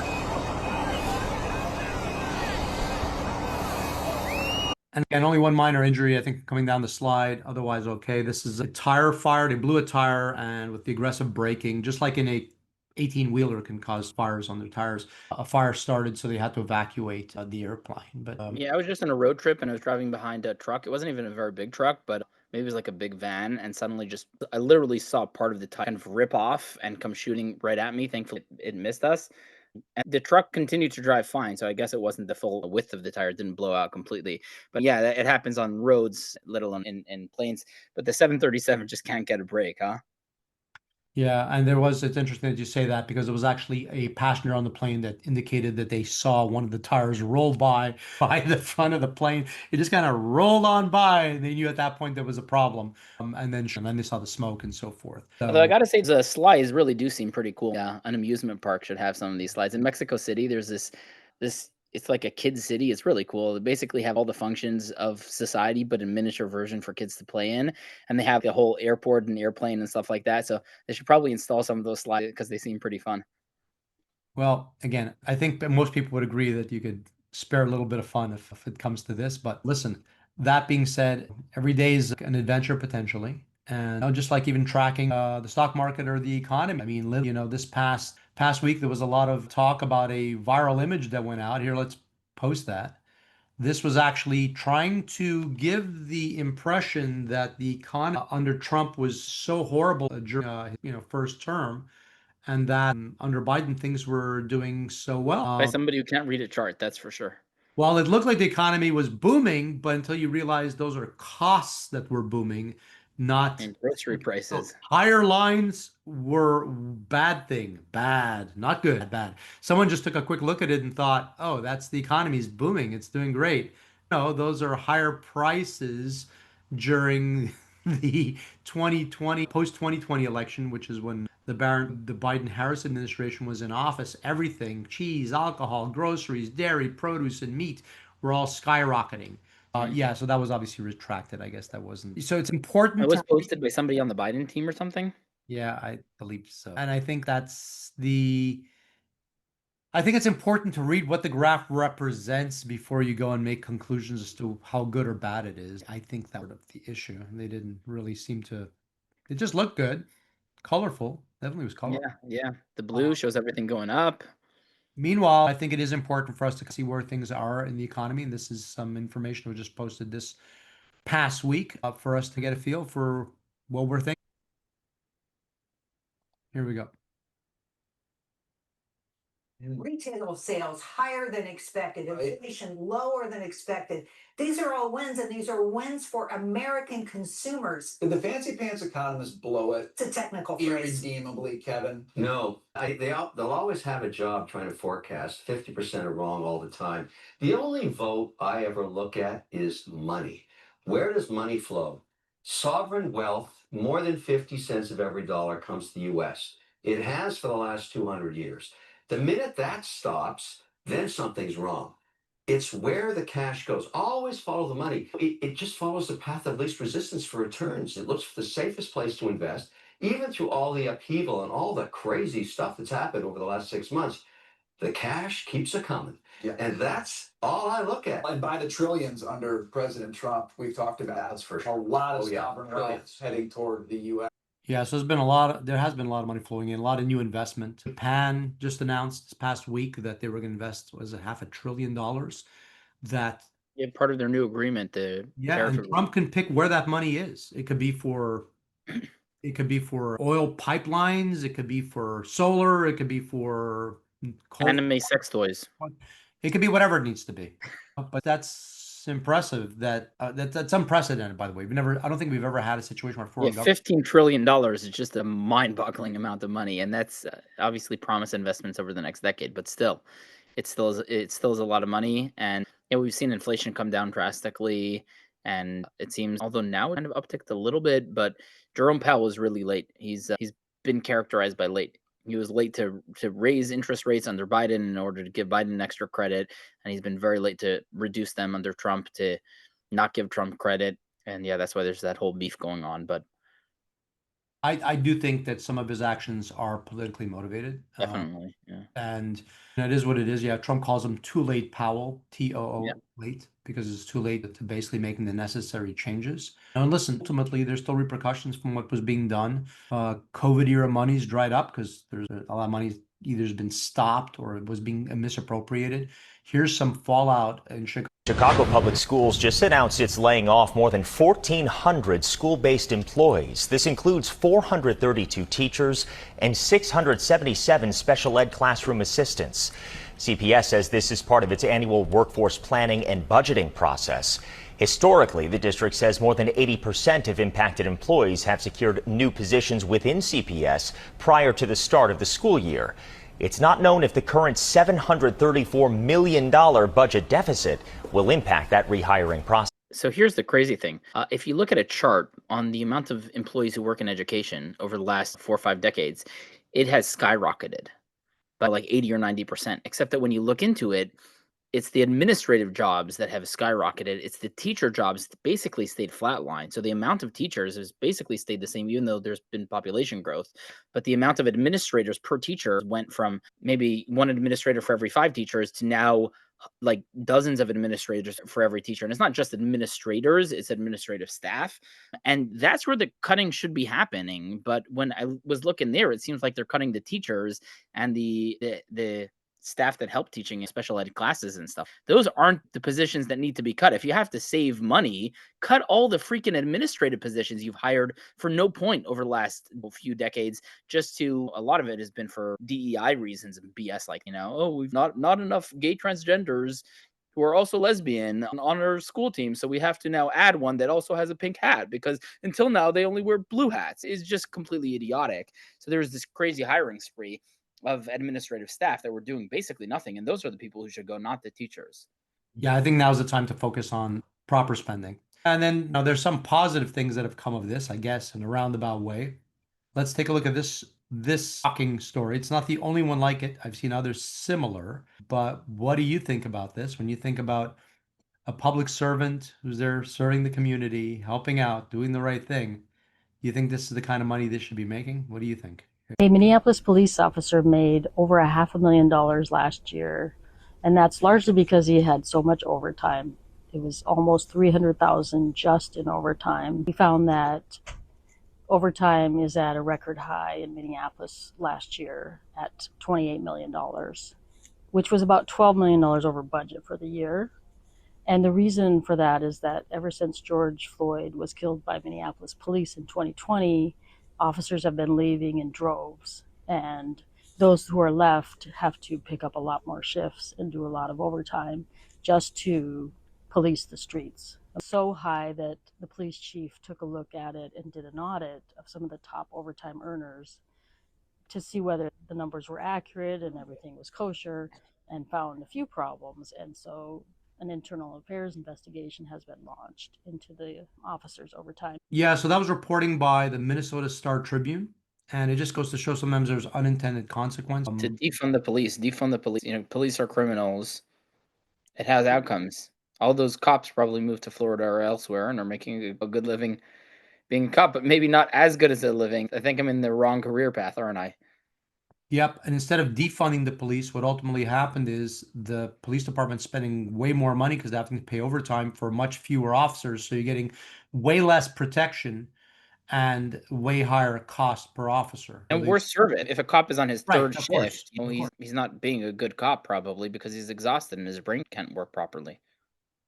So again, unintended consequences. I don't think anybody was actually promoting that. And I think sometimes the way things are reported are twisted.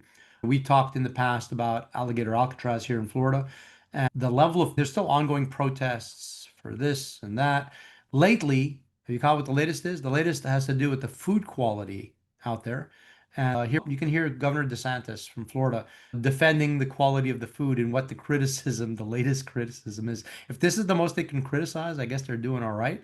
Let's see what Liberty has to say. They're making these claims and they're saying they're not fed. Well, first of all, they're fed the same that the staff is fed. You go to, and it's not a prison, it's a deportation processing center, so it is different. But like in Florida prisons, do you think the prisoners get the same meals as the guards? No, of course not. It's different. Everyone's the same there, and they were mad that the ham sandwiches weren't toasted. Excuse me? Give me a break. DHS fired there to be certain things. I know the legal was a part of that.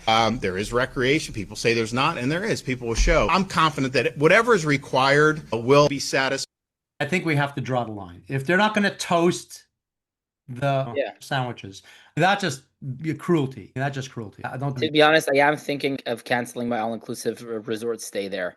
Now that I heard that they don't toast the buns, there's no way I can spend my vacation money going to Alligator Alcatraz, that's for sure. But again, it just shows the lunacy of the things that people are complaining about. What is wrong with people? So some people are professional complainers, especially all these human rights activists. What we've seen, especially in the Middle East, is that these human rights activists, they're usually like terror right activists. So they care for the illegals. They care for the terrorists. Oh, the terrorists aren't getting enough food. Oh, the terrorists are suffering. They never give a crap about the hostages in Syria, in the tunnels of Gaza who are completely starving. You know what I mean? They never care about the staff. The staff are working 18 hours a day and eating a ham sandwich, right? All they care about is the criminals, the illegals. And yes, criminals should have rights, especially if they're American. But anytime an organization is focused only on the rights of the bad people, not on the rights of the good people who are suffering, you know that there's something very flawed with those organizations. And a lot of, if not the majority of human rights organizations, that's all they focus on is how do we make criminals or terrorists have a better quality of life.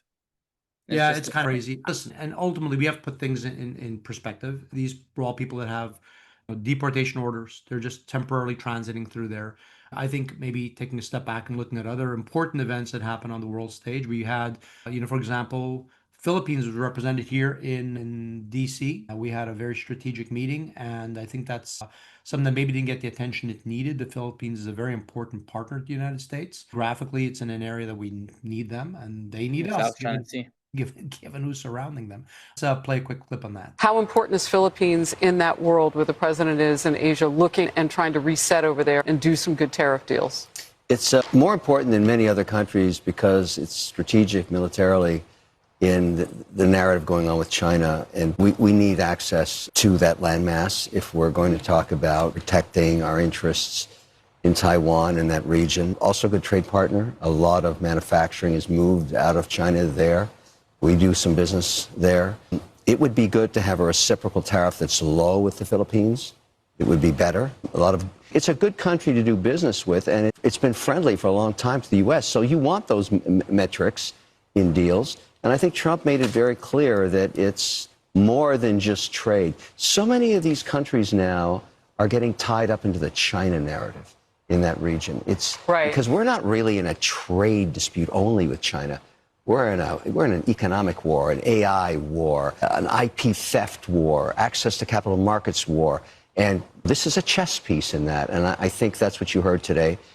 I always find these press conferences are a little weird for the country that's been invited because they end up being a much broader narrative than just Philippines business. And that's a little unusual, but that's the way Trump operates. He is watch the sausage being made and roll the camera. Yeah, so Ferdinand Marcos Jr., the leader of the Philippines, actually met with Trump, and he had some very kind words, made very clear that the United States is the most important strategic partner for them, for their protection, and in turn has a tremendous value to the United States. And I think that was a very important meeting that was had this week. Yeah, I think notably Marcos Jr. is the son of Marcos Sr., who was the previous president of the Philippines, and he was ousted due to corruption. And apparently this Jr. continued on with the corruption, but the Filipino people voted him in back again. The Filipino people are amazing people, and it's an amazing country, very beautiful.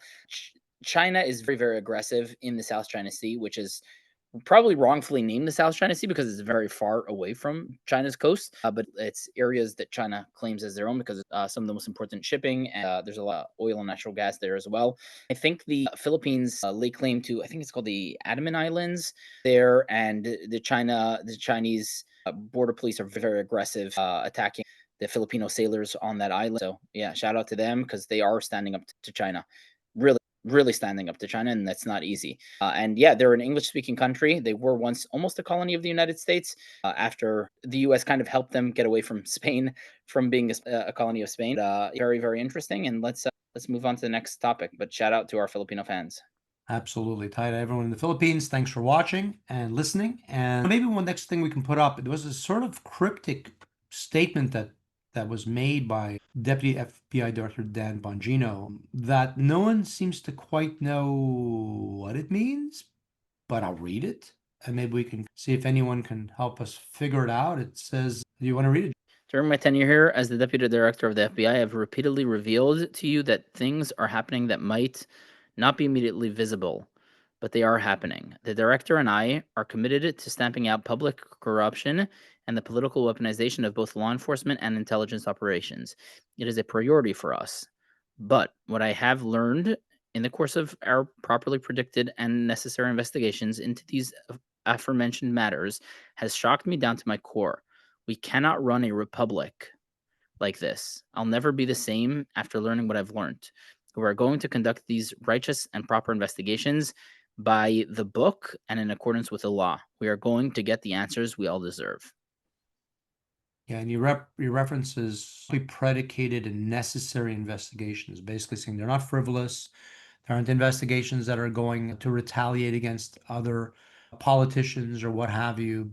But it's a pretty stark, deep statement. And I think we're all very curious as to what he actually means by that. He's been shaken to the core, and we can't run a republic like this. And I think we're all very curious to see what in the world's going to come next. But there's something. That was a very kind of just I think it ties in very closely to our next topic, which is the whole Epstein investigation, which he was very clearly involved in, and he promised the American people he would get down to the bottom of it, and he would release the details. And now it seems like it's being stonewalled by Trump.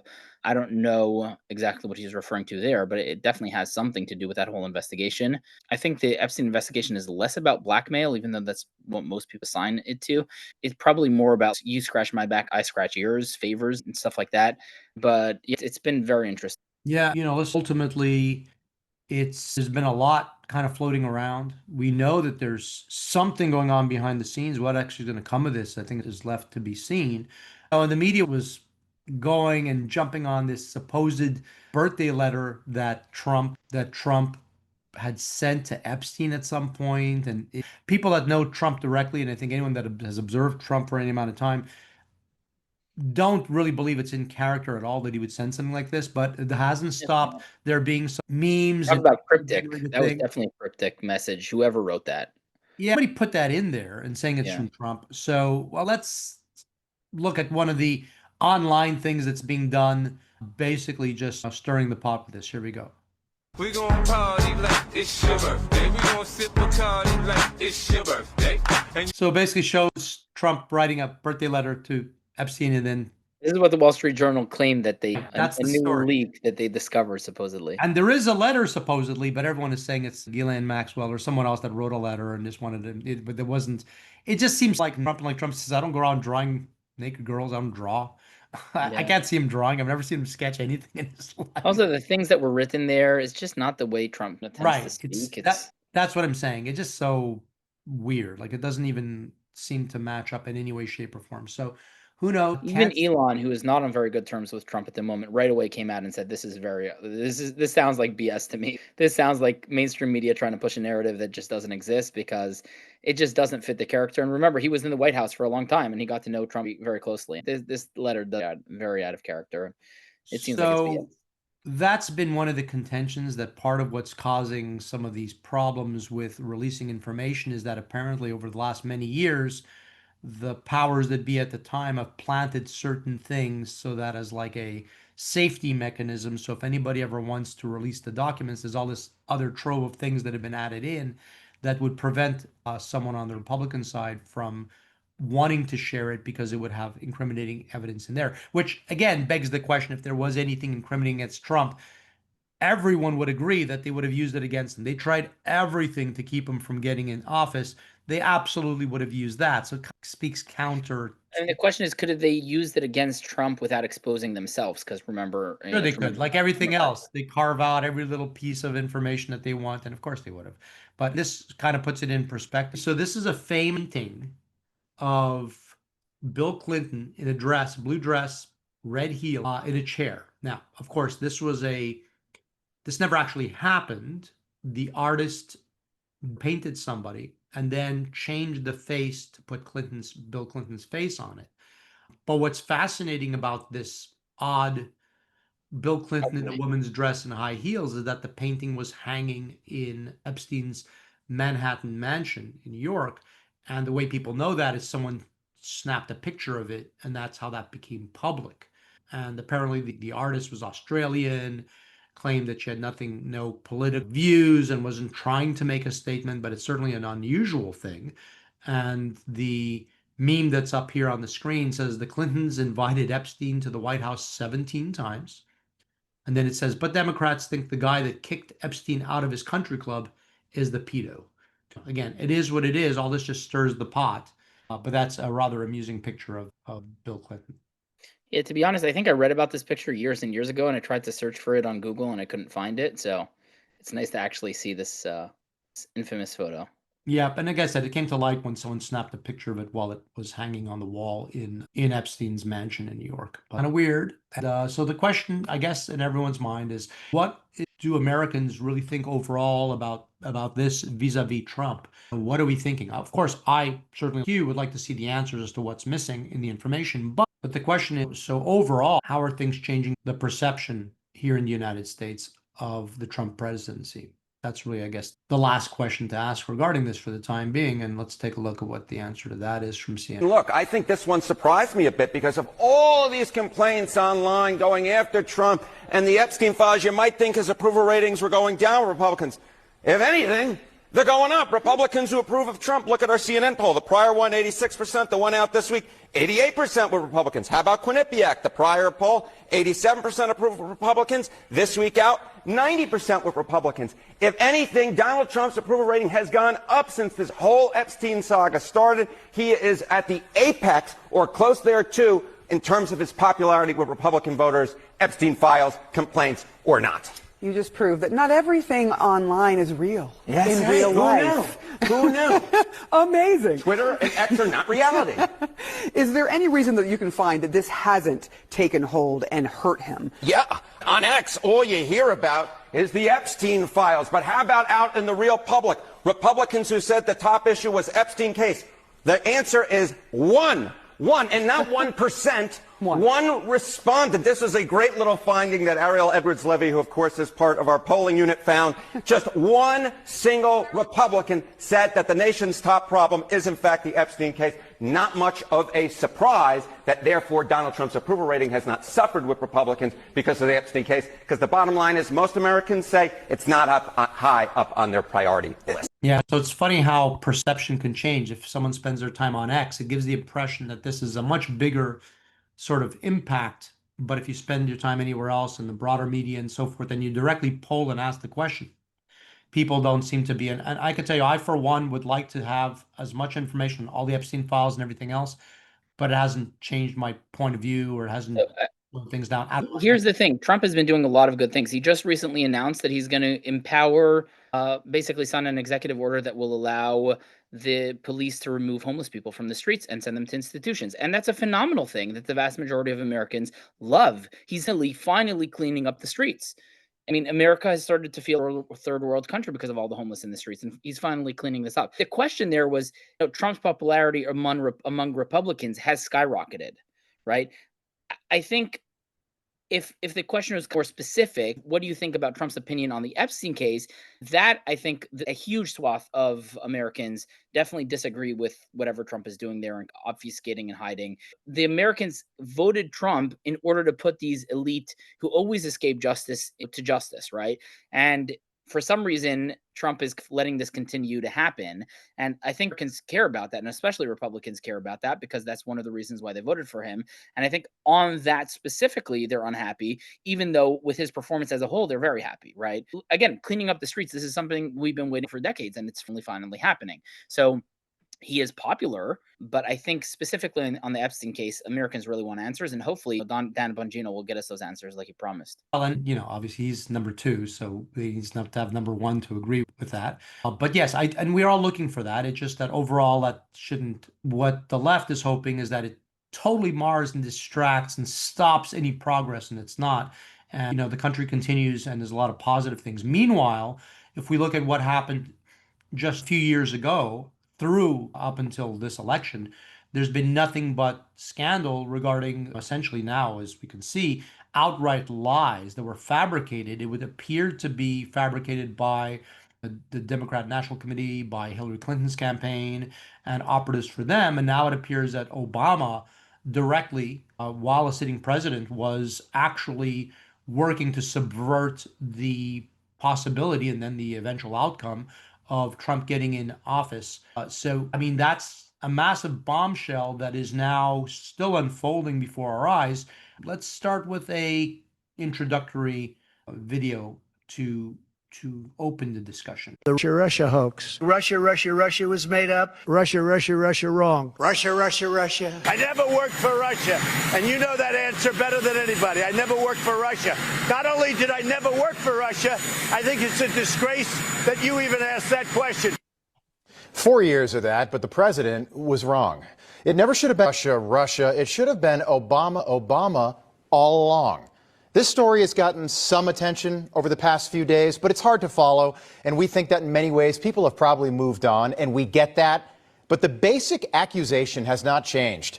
In 2016, Democrats accused Donald Trump of colluding with Russia to win the election, which never really made much sense, did it? You're telling me that Donald Trump, a billionaire businessman, best known for starring in The Celebrity Apprentice and The Apprentice, and then hosting Miss America pageants, somehow convinced Vladimir Putin to help him get elected 10 years ago, and then Vladimir Putin decided to play along? Why would Vladimir Putin play along? Why would Vladimir Putin want Donald Trump to be president? How does that make any sense? But for 4 years, that is all we ever heard from Democrats in the legacy media, every single day. Russia hacking the election to elect Trump is the end of our democracy. Votes were definitely affected. Russia hacked the election to tilt it to Mr. Trump. The Russians definitively hacked the election. Russia did hack the election. No doubt. The Russians hacked the election. Yes, Russia hacked the election. President-elect Donald Trump still not sounding convinced that Russia hacked the election. The legacy media reporting that Russia hacked the election, and they reported this like it was a fact. And poof, Russiagate was born. The problem, it was never true. And according to a trove of documents just released by Tulsi Gabbard, the director of national intelligence, a former Obama voter, by the way, not only did Barack Obama know before the 2016 election that Russian interference would not impact the outcome of the election, they also knew it after the election. But Barack Obama never said a word. According to an intelligence assessment that came out on September the 12th, 2 months before Election Day, quote, foreign adversaries do not have the capabilities to successfully execute widespread and undetected cyber attacks, and that the Obama administration manufactured intelligence to create the narrative that Russia was attempting to influence the 2016 presidential election, despite information from the intelligence community stating the opposite. Well, isn't that interesting? We never heard about that in 2016, did we? Tulsi Gabbard tweeting over the weekend that these documents detail a treasonous conspiracy by officials at the highest levels of the Obama White House to subvert the will of the American people and usurp the president from fulfilling his mandate. And Barack Obama, the president of the United States, never said a word. Instead, he pushed the lie to sabotage the incoming president and hurt Donald Trump. My hope is that the president-elect is going to similarly be concerned with making sure that we don't have potential foreign influence in our election process. I don't think any American wants that. That shouldn't be a source of an argument. At a time when my primary concern was making sure that the integrity of the election process was not in any way damaged. At a time when anything that was said by me or anybody in the White House would immediately be seen through a partisan lens. All he had to say is that Russia did not interfere in the election. And that's all wonderful, Barack. The problem, those comments came after the election, after Donald Trump had won, and after your own intelligence people concluded that Russia did not interfere in the election. You knew it then, you know it now. But Barack never said anything like that. If he had just come out right then and there, December 16th, 2016, and said there was no Russia, there was no Russian interference, that would have Russia forever. But instead, he pushed that fake narrative.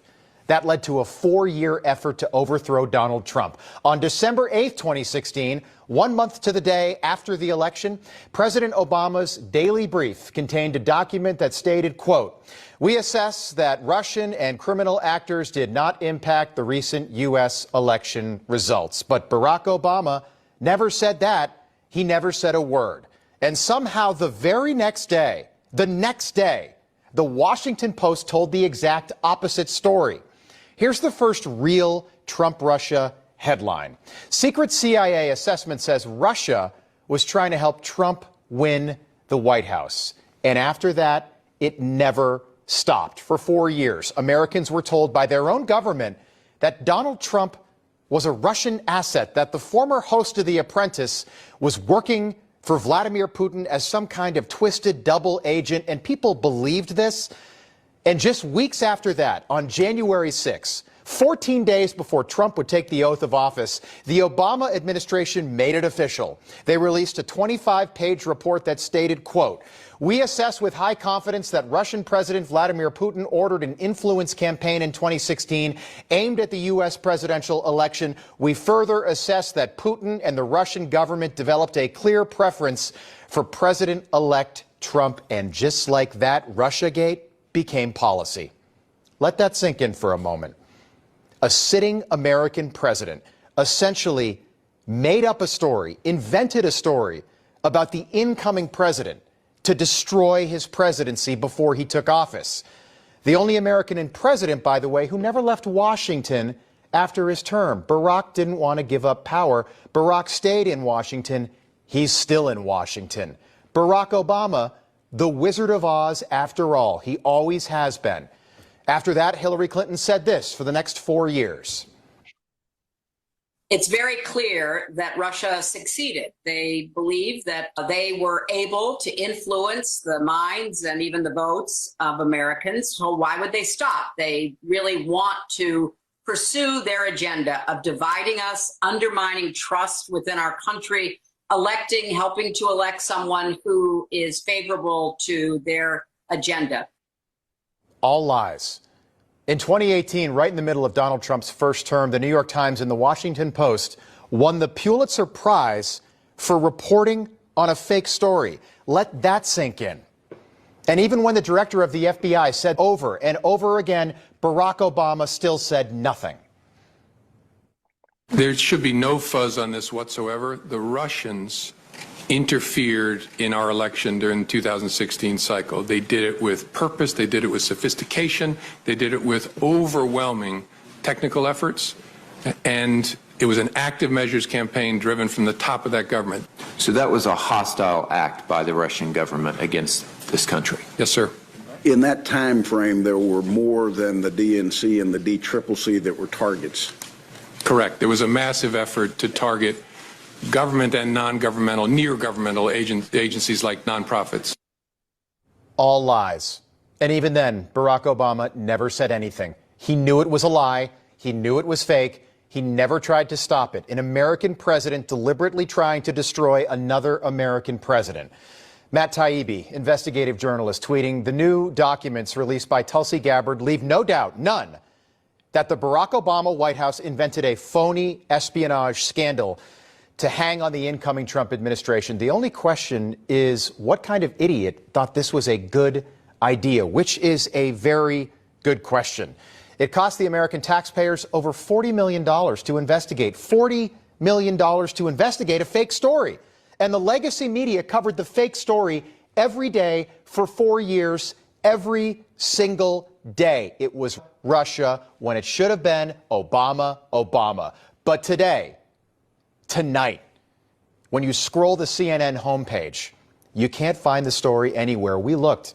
They won't cover the real story. They'll only cover the lie. They won't cover the real story about Barack Obama, a two-term president who on his way out the door did everything in his power to destroy an incoming president. They indicted Donald Trump 4 times. They charged him with 91 felonies. They raided his house. They took his mugshot. Maybe it's time for payback. I think it's definitely time for payback. And here's what's missing. They aren't so stupid. They knew they didn't have a case with the Steele dossier. What they were hoping is they could use the Steele dossier to get an FBI investigation, use the FBI investigation, and especially the reporting on the FBI investigation. This is like a circular thing where they leak it to the reporters report it, and then the FBI can say, hey, even the New York Times is reporting that he's working for Russia.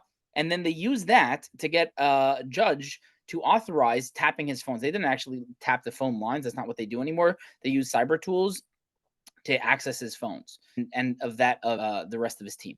And what they were hoping in, and that's what Obama did towards the very end, is if we allow this investigation, the investigation will definitely find dirt about Trump. And then whatever that dirt is, we'll use that dirt to actually take him down. So they knew they didn't have a case, but the hope was that basically through duping the public and then duping the judge to get the judge to authorize investigating his tapping onto his phone or using spyware, and then with that spyware to find something. The problem is they didn't find anything incriminating on that phone, and that's where they kind of got struck. And then when he tried to investigate it, and this is the coolest part, is they can say, hey, the investigation is against you, therefore you can't investigate it. Hey, you can't fire James Comey because James Comey is investigating you. The Democrats in Israel, the left in Israel, pulled the exact same thing against Bibi Netanyahu and copied it one for one, and it's exactly what's playing out in courts at the moment, because in Israel, the prime minister can be in court even as he's prime minister, even when there's a war to run. At least that didn't happen in the US, not really. But yeah, the whole thing came raveling down. It came raveling down for Trump, and now it's coming raveling down for Bibi as well.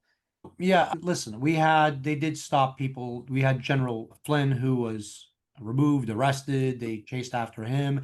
They did all of these things to stop Trump and all the people he had in place. And now the voices are coming out. Let's listen to what General Flynn has to say, and really how much further reaching he believes this is than just the Russia initiative or attempted coup.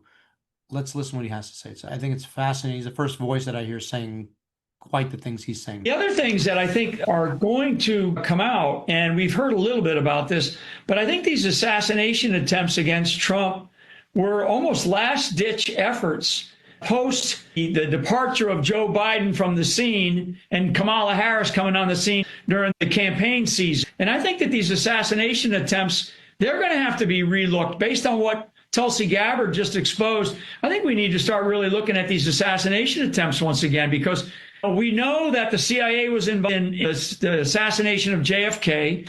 We're gonna have Martin Luther King files, I understand, are going to be released maybe tonight, but certainly the next couple of days. RFK, Malcolm X, the Nixon era, essentially takedown of Richard Nixon. There's so many things that our government has already done and gotten away with that because nobody was ever really held accountable, Stitch. They did it again. And this time they did it with such brazen tactics. And we can't allow these people to get away with this.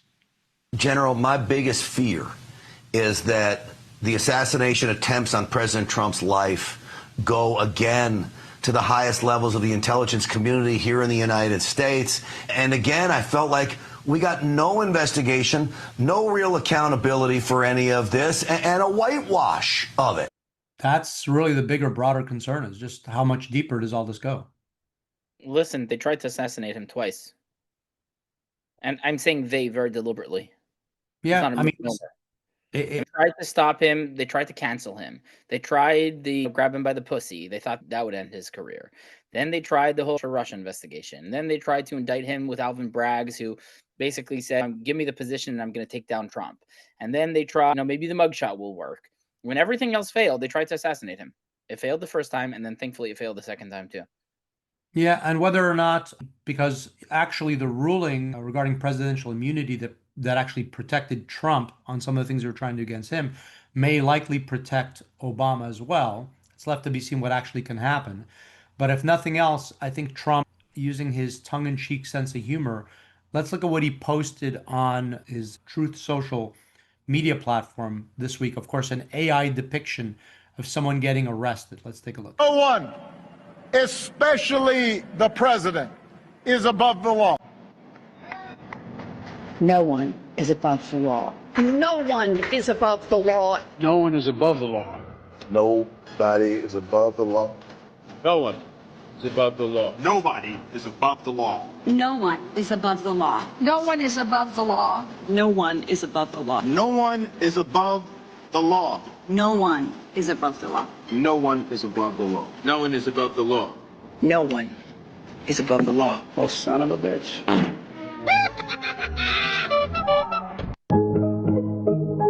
The future of MAGA is here. 4G auto blow. This shit is Donald Trump is your president. 2024, we coming back. Joe Biden in the crowd taking naps. And his son Hunter doing crack. Call me what you want, but don't call me a Democrat. They want to put him in jail, but I remain even if he's in a cell. I write you in. Y'all need the dead. I'm still coming through your hood in my red hat. I might buy a MAGA chain, let me call my jeweler.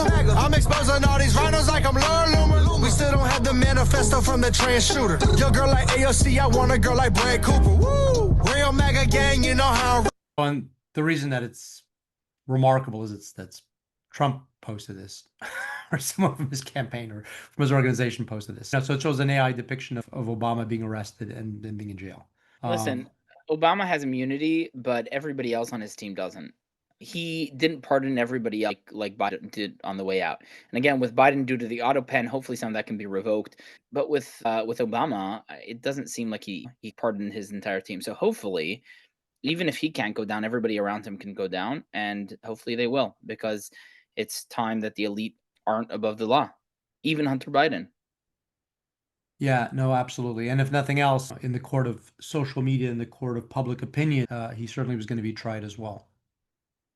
Hopefully, although kind of the Mad Libs who don't really care about social media, or they're way too in the cult. Some people are just too in to actually care. Kind of like the Russia-Russia. If you ask the average American on the road, and they're going to say that it's real because they heard it on the news 5,000 times, and then they never really heard it refuted on the news, because maybe the news, they never publicly apologized, barely, and maybe in the middle page at the bottom in 2 lines. But they kept on pumping it for so long that most Americans kind of believe. No, absolutely. Obama has been, I heard him doing a speech to where he was recorded, and he basically said, you don't have to convince people of something that isn't true. You just have to say it over and over again. And, you know, all that being said, I think a lot of we'll find out more in the weeks to come.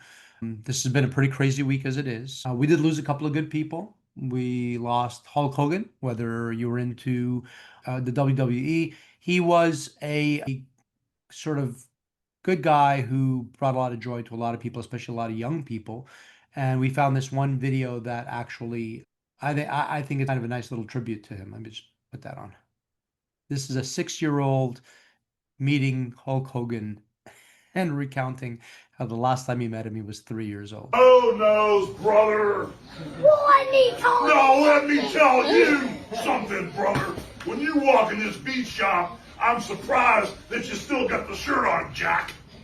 Well, let me tell you something. Hulkster, the first time I met you, I was only 3 years old, but now I'm 6 years old. So now we gotta take it to a bigger level, man. Just like when you put that no good stinky giant over your head and send them right through the table in front of 93,000 Hulkamaniacs. So what are they gonna do when the power of the Hulkster and the roaster and the dual 24-inch python run wild on you?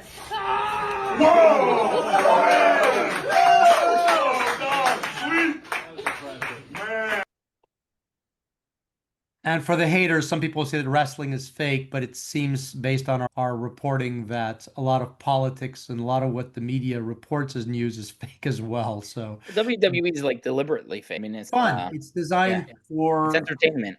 It is entertainment. And like what's it called? Something libre in Mexico. Yeah, la lucha libre. Lucha libre. Thank you. But no, listen, that being said, I think we have a lot of different type of things we do for distraction. Sometimes I think people wind up spending time eating, trying to detach and distract. What you eat is very important. We think that's probably the most important part of your health and the number one thing for prevention of illness. That being said, Trump was in the news this week. People were questioning he had some marks on his skin that were covered by makeup. And it was reported that he has chronic venous insufficiency, CVI.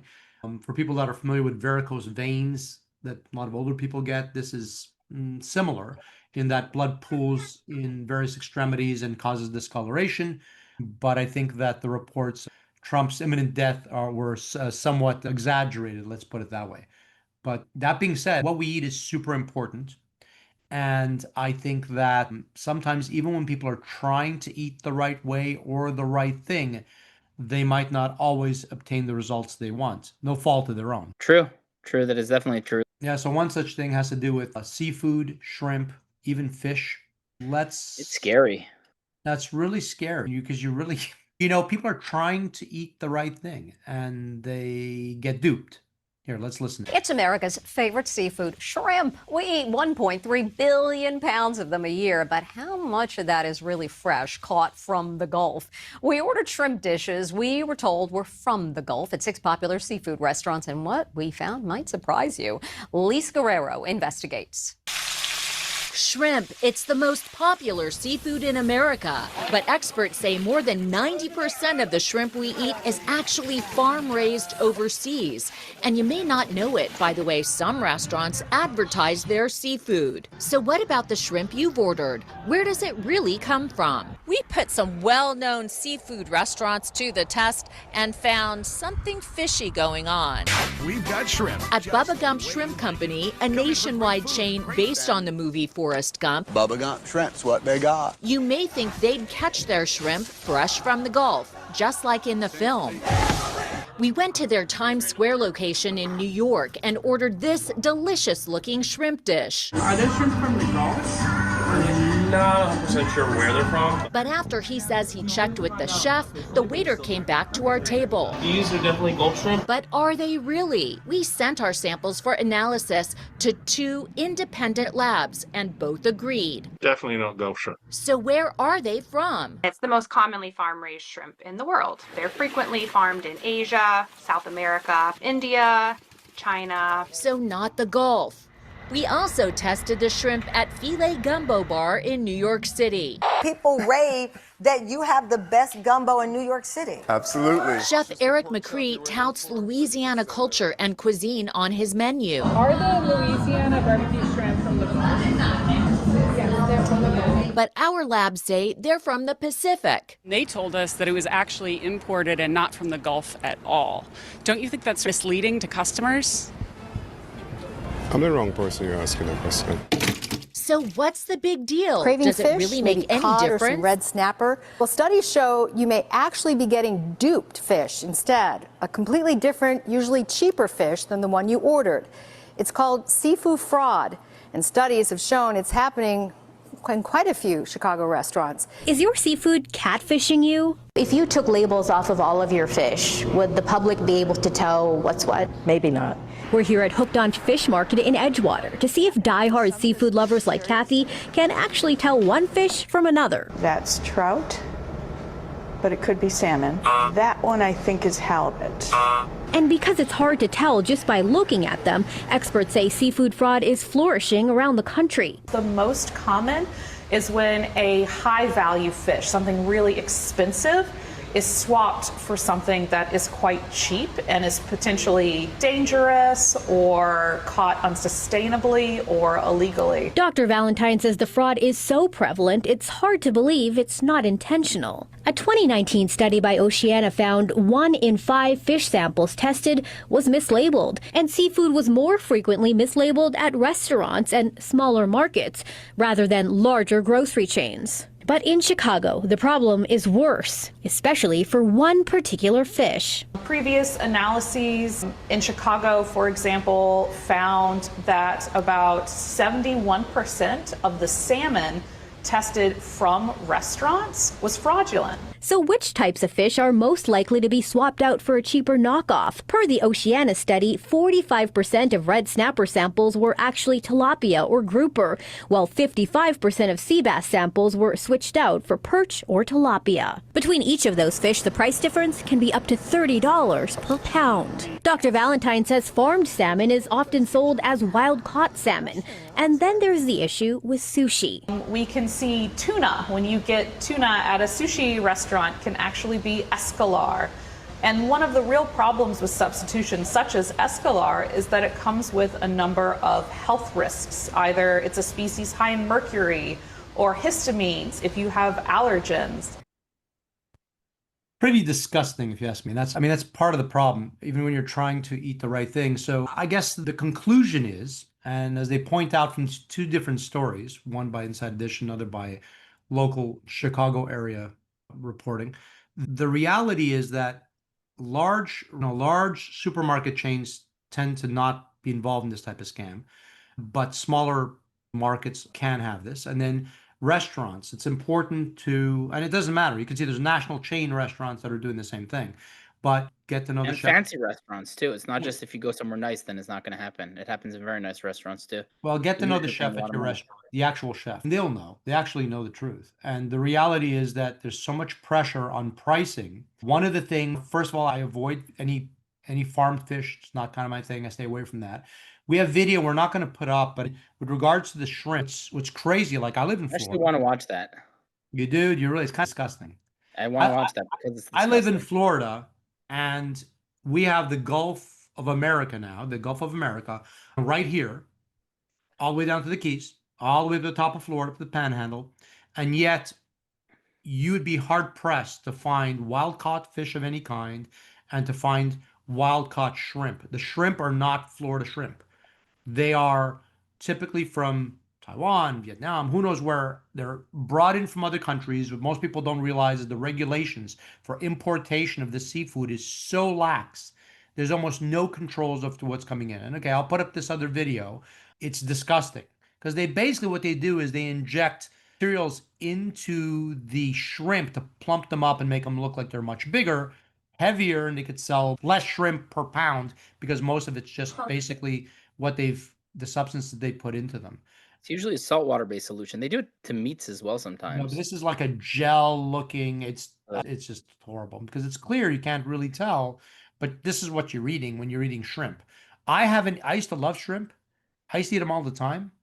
I have not eaten shrimp in, I think, 2 years. I think I ate them maybe once because there's a restaurant in Fort Lauderdale that actually has, or at least says that they have Gulf shrimp. And I haven't sent that out to a lab to double check. So who really knows? But the other ones don't even pretend. If it doesn't say wild caught on the menu, if it doesn't say Gulf shrimp, then expect it's not because they would typically be touting that they are.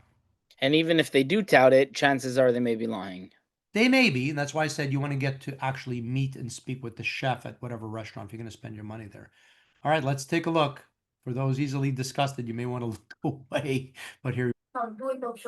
So I'm just going to read the titles. We see a lady stick a needle from a machine into the shrimp. It says 1 kilogram of tiger shrimp were injected will increase their total weight to 1.5 or 1.8 kilo. In addition, the shrimp will look fresher. Every day, she does 30 to 50 kilos of shrimp. After I inject the substance, I sell the seafood to export companies. I have to do this because all local shrimp suppliers do this. According to the owner, they got a chemical called CMC from China. On the package, it says produced product is made in China. CMC dissolves in water, creating a very thick material like this, like a gel, kind of disgusting. Then you pour it into the mixer until it becomes soft and smooth. We see them blending it up in some old buckets. This is the finished product, which is pumped into shrimp. The substance is added to a container, then using high-pressure compressor, they are moved to each pump. After squeezing like this, the substance will go through the pipe into the shrimp. Materials injecting into the shrimp usually vary from gelatin, glucose, and CMC. But no one knows what is CMC. Holy moly. It's disgusting. And they're referring to Cà Mau, which is in Vietnam. So that's a distributor. This is where a lot of this stuff comes from. And they're all being done by hand. It's a lot. You see they're injecting each and every shrimp, the top of the shrimp, the bottom of the shrimp. But it's because you're massively increasing the weight of the shrimp by putting this garbage in it. So if you want and it's chemicals. It's not even, if it's gelatin, it could be animal-based gelatin or whatever. If it's glucose, at least it could be edible, even if it's unhealthy. They mentioned one of the things they potentially put in there is sugar. So if it makes you eat more of them because you're going to be like addicted to the sugar, and then you wonder why your sugar goes up from eating shrimp. That's why they're like injecting the shrimp with sugar. How disgusting. This whole thing is just, and again, it's just these countries do this. We don't live in Vietnam. We don't live in any of these other countries. We can't control what they're doing there, but that we don't thoroughly inspect seafood that comes into the United States. That's what people don't understand. And just so you know too, a lot of the food that comes into the U.S., if they do anything to it, they slice it. If it's a type of fish and they slice it or do something to it, it can be repackaged as like USDA because it has been processed in the United States. And again, the second half of the reporting that we saw earlier talks about fish. It's not just shrimp, but it's fish in general. Very common that they'll add the pink color to salmon. Supposedly salmon naturally isn't even so pink. But they add the color because that's what people associate with salmon. Yeah, and wild salmon do tend to have a pinkish color, but the salmon need to be able to, a lot of it has to do with them swimming upstream and doing all these things that are natural, which physical effort. Yeah, which you don't get that in. I'm not really into farm raised fish. And I think for some countries that may serve a purpose, but in the United States, there's no excuse why we can't. If it's farmed in the ocean with proper size farms in their no, natural waters, not then a fan. maybe. Not a fan, and just not a fan. It's not the same. It's not the same. These fish are genetically different than the ones that are wild. These fish are desperate to escape. Every once in a while, they do escape and they hybridize with the wild fish. It's just not the same. I'm sorry. There is a difference. And They get aggressive. They're way too tightly packed, so they're all hitting each other and swimming into each other, etc. I like the fish to have a fighting important. chance. If it had a fighting chance to get away, we caught it fair and square and we ate it, I think I'm okay with that. But so listen, bottom line is ask questions. Bottom line is don't take for granted what, just because it says Atlantic salmon, what if it doesn't say wild caught? If it doesn't at least even say that, be careful. Look for colorings listed on any packaging at the grocery store on the fish. And then ask questions when you're certainly at a restaurant. And then just like things not always being as they seem, the world's changing. We spend a lot of time talking about AI and how AI is becoming very, I don't know, it seems almost real, right? I don't know, have you heard of the reporting that in China now, they actually have some of the newscasts where the newscasters, the hosts of the shows have actually been replaced by AI. And the news is actually being... I want to see how authentic this feels. Not that I understand Mandarin, but... And even if it's not authentic, the idea that people turn on the news and that's what they get. And guess what? It makes sense. To be honest, in China, it's propaganda anyways, even when it's always propaganda. So what's the difference, right? Now let's watch a piece of this. Here we go. 晚上好，欢迎收看杭州新闻联播。 Now here are the details for today's program. For the first time, a Chinese TV network handled over its entire spring. 25 Hangzhou Culture Radio Television to deliver the 7:30 a.m. evening news. 2018 Chinese media outlets have introduced AI anchors. Modeled after real broadcasters, these AI avatars can deliver news 24/7, enable mass production. With the help of advanced tools like DeepSeek, V3, and V3D, whatever. Today's AI anchors have reached unprecedented level. If it's becoming the norm, then that's the norm. If you just turn on your newscast and you have these AI avatars or what have you, and it's become normalized, then I guess that's just the way it is. So how soon do you think till we have that here in the United States? Listen, it is convenient, and everybody can have their own newscaster giving them the exact news that they want, exactly how they like it. But then what's true? That's the real question, is how do you dig down to core truth? And talking about AI, this is something to discuss is with building Grok 4, which is now probably the most intelligent AI out there. Elon basically discovered is when you're training it on human written data, it's filled with issues, filled with problems, and filled with falsehoods. So he basically wants to build like a new encyclopedia in order to train it on real world data, real world history, stuff that are testable in the physical world, because everything we have was trained on human written thought, and all human written thought is always biased. Yeah, absolutely. And speaking of Elon Musk and his AI initiatives, he did launch something quite interesting, soft launch this week. We should talk a little bit about that. Yeah, food. Let's start with a video of this. It's maybe a little different than what we typically would associate Tesla and Elon Musk with, but here we go. When I look into your eyes, I see a love that never dies. Every moment, every day, I know.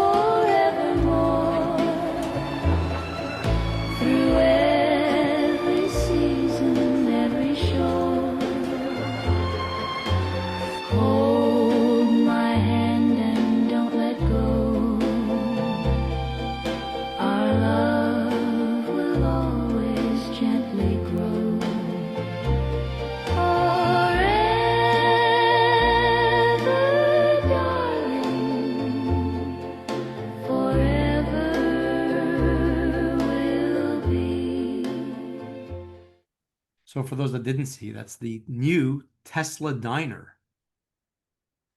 Yeah, in Hollywood, California. So a couple interesting things about it. First of all, the food, and this is important, is all locally sourced. They brought a renowned chef to be the chef of this new restaurant, but they worked super hard to source all of the ingredients locally. All the fruits and vegetables are grown locally. Anybody in California knows that if you want the very best dairy, there's a farm called Strauss Farm. We actually buy some of their ice cream, which is delicious, and it's like the highest quality A2 organic, grass-fed type of stuff. So they're getting all of their produce from there as well, and from other kind of local farms. So that's really important. A lot of people don't know, but Kimball Musk, Elon's brother, he's a brilliant chef, and he runs and owns a bunch of restaurants.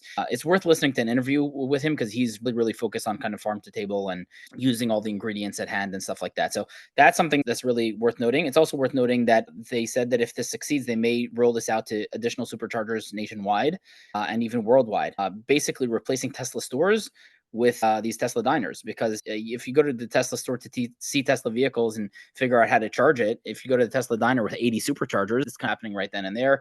And you get a good meal, very high quality food, decent prices in a box that looks like a Cybertruck. And they even had Optimus, the Tesla's robot, giving people popcorn. And a cool thing that they had is that you can actually, built into the Tesla vehicles is the menu for the diner, as well as the big screens, the kind of silent TVs, the drive-in movie theaters. So you can sit there and watch the movie, whether on your screen in the Tesla or through the Tesla at the big kind of Jumbotron screens that are out there. And you can order food right from your Tesla, and girls and guys on roller skates will roll over and bring it to your car. So it definitely seems like a really cool destination, and there's people waited 11 hours to get in, which is kind of crazy. Obviously, it's very exciting and new, but hopefully they will roll this out nationwide. It could be really cool. Yep, and we'll have to see how it goes. The restaurant business is a tough business. Yep. Let's see if someone who launches rockets and makes EVs can actually get this to be sustainable. Especially when they're using no vegetable oils and other kind of unhealthy stuff that every other diner does. Yeah, fewer and fewer do, but the 99.99% still do. In fact, we were just talking with the chef yesterday who doesn't use any of that stuff. And my favorite ice cream is from a local farmer's market, which has 3 or 4 ingredients. Strauss is available at a number of markets. It's certainly definitely decent. Their vanilla bean has just organic cream, organic non-fat milk. That's not a good choice. They should have the regular full-fat milk. Yeah. They get a negative mark for that. Organic cane sugar, organic egg yolks, organic vanilla extract, and organic vanilla bean. Overall, I would give it a pretty high rating. Still not quite, because it has to be stored on shelves and so forth. But, it has cane sugar, but that's a lot better than high fructose, corn syrup. That's for sure. It's like the Coke. Look at it this way: it's like Trump got Coca-Cola to switch the U.S. Coca-Cola from high fructose corn syrup back to cane sugar, which is the way it was when I was a kid. We call it Mexican Coke because in Mexico they still bottle it with cane sugar. It's still not a healthy drink by any means, so it's still not, it's still unhealthy. But I would still say if you're going to drink it as a one-off, then it's still better if it has some cane sugar than high fructose corn syrup. And of course, we already have all the corn growers already up in arms, freaking out because that's a massive amount of business that's lost. But that being said, interesting to see where this food concept is going to go. And I think that food, again, is the number one most important thing to staying healthy. And if you can make it accessible and fun and creative, which appears to be what they're trying to do with this, I wish them the best of luck. Looking forward to seeing one here in Florida. And listen, ultimately, as we wind down the episode, it's important that we take things in perspective. So much going on. We talked about Alligator Alcatraz. We've talked about the economy. We've talked about food. Different countries approach things in different ways. Let's look at how Australia is approaching its immigration and border protection there. A new initiative that's apparently just been launched. Let's see what you think right on the beaches in Australia. Do you have your papers? Your papers, your passport. Mate, are you actually, did you swim here illegally? Yeah, I just swam from fucking New Zealand. Which country from New Zealand, did you? Tripping. You know, there are certainly many people trying to swim in here illegally. Did you paddle here from a boat? Not paddling, I was just here by the shore. Do you have a passport? No, I mean, I was on the shore with my friend. Where is proof of that? I'm sorry, and we have a strict immigration policy. You can't just come and swim into the shore and expect people to let you stay here. I'm sorry. No, I'm sorry, I'm here on a business trip. We will have to process you in the detention. Alligator Alcatraz. I'm sorry, but you have just come swimming from the outer sea. Sorry. This is my friend. I'm sorry, please step aside. Where is your passport? Where is your passport? Please don't step any further. Can I go to my... You have just come swimming from a different country. This is illegal. We have a correct procedure in Australia. I'm very sorry, mate. You're going to have to swim back to your country. Which country did you come from? Which country did you come from? France. You come from... We're going to swim back to France then. Thank you. Please turn around and swim back to France. Please, thank you. You may continue. Okay, bye-bye. Okay, so that's a gentleman by the name of Nazim Hussain. Nazim is a comedian. You got to look him up online. He's got tons of these. One's Indian. It's funny because he has an Indian accent and he's wearing basically a DHL shirt. He is hilarious. He's got tons of crazy stuff like that. Shows up on the beach. That's comedy, right? And he's lucky someone didn't like push him into the water or whatever. But listen, you got to have some level of amusement. And I think the world's become such a crazy place. Oh, I think the people are questioning whether or not that was actually true. Where are you from? Where are you from? France. You got to swim back to France. France. Hilarious. Just comical. All right, what do we have up next? They say that justice is blind, which is true. The law is supposed to be given out in an impartial way that doesn't take into account who's before the court. But just because justice is blind, or Lady Justice, that's why she has a blindfold, doesn't mean that the defendants are always blind, despite what their protestations may be. This one's a little older, but it's circled back to the top, and I couldn't help but throw it in. Here we go. This guy is obviously in court claiming to be blind. So let's see what happens. I'm not claiming I am blind. Are you blind? Yes or no? Yes. Get close.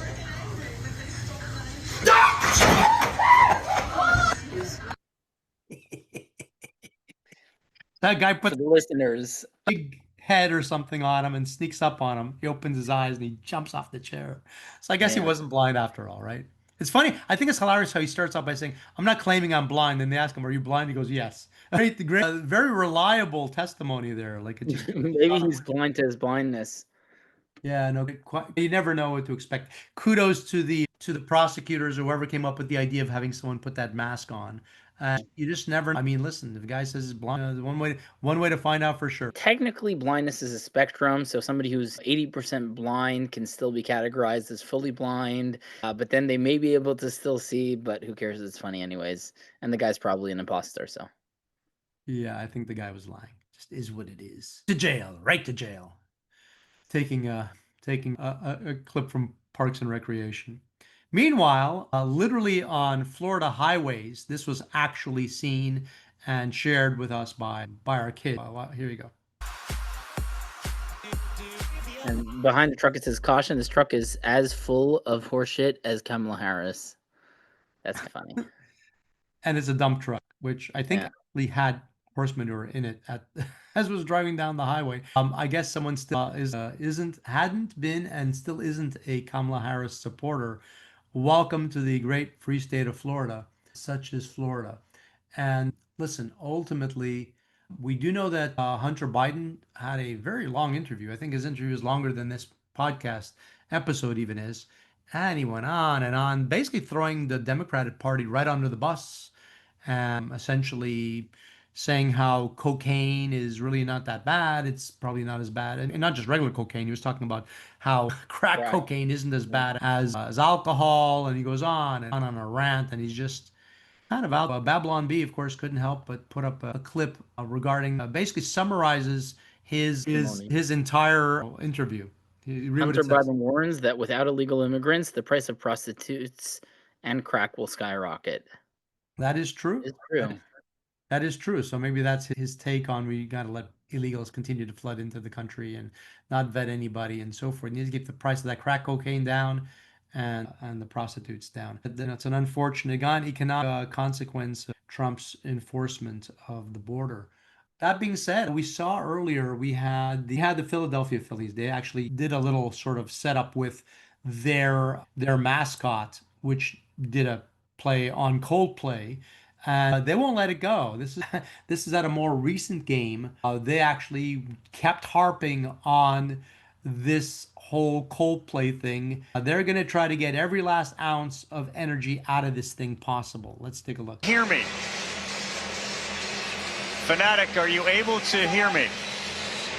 This is your conscience speaking, Fanatic. This is not God. This is your conscience speaking. No, you don't need to look up. I'm right here with you. I'm in your head right now. I'm curious about this Coldplay concert incident. You care to share what happened there? No? No, don't talk about it. Leave that one alone. 'Cause I thought I saw an image of you and someone else, and no, denial. Wasn't the Fanatic. Wasn't me. Innocent. Uh-huh. Yeah. They just won't let it go. It's just one of these things where they just won't let it go. And that being said, I think people just need to find something to amuse themselves with, to have a diversion, to be able to stay focused on things that matter. What matters is, maybe going to a Coldplay concert and having fun, or you could be like the crazy Rocket Man. That might be. His name is Robert Maddox, and I think he's got a great take on life that we can maybe learn something from. What this guy likes doing is putting rockets on the back of everything, pretty much, from bicycles to skateboards, and then just going out and letting them rip. Let's take a look.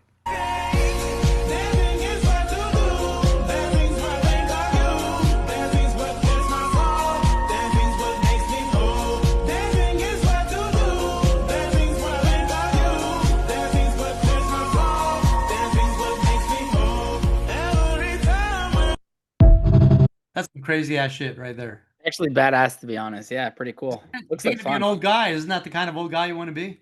Yeah. And listen, now, there's different ways that you can get diversion. Some people will go, get rockets on the back of everything. Other people might be worried that, let's just see what this next clip basically reminds us of. Not everywhere is a Coldplay concert.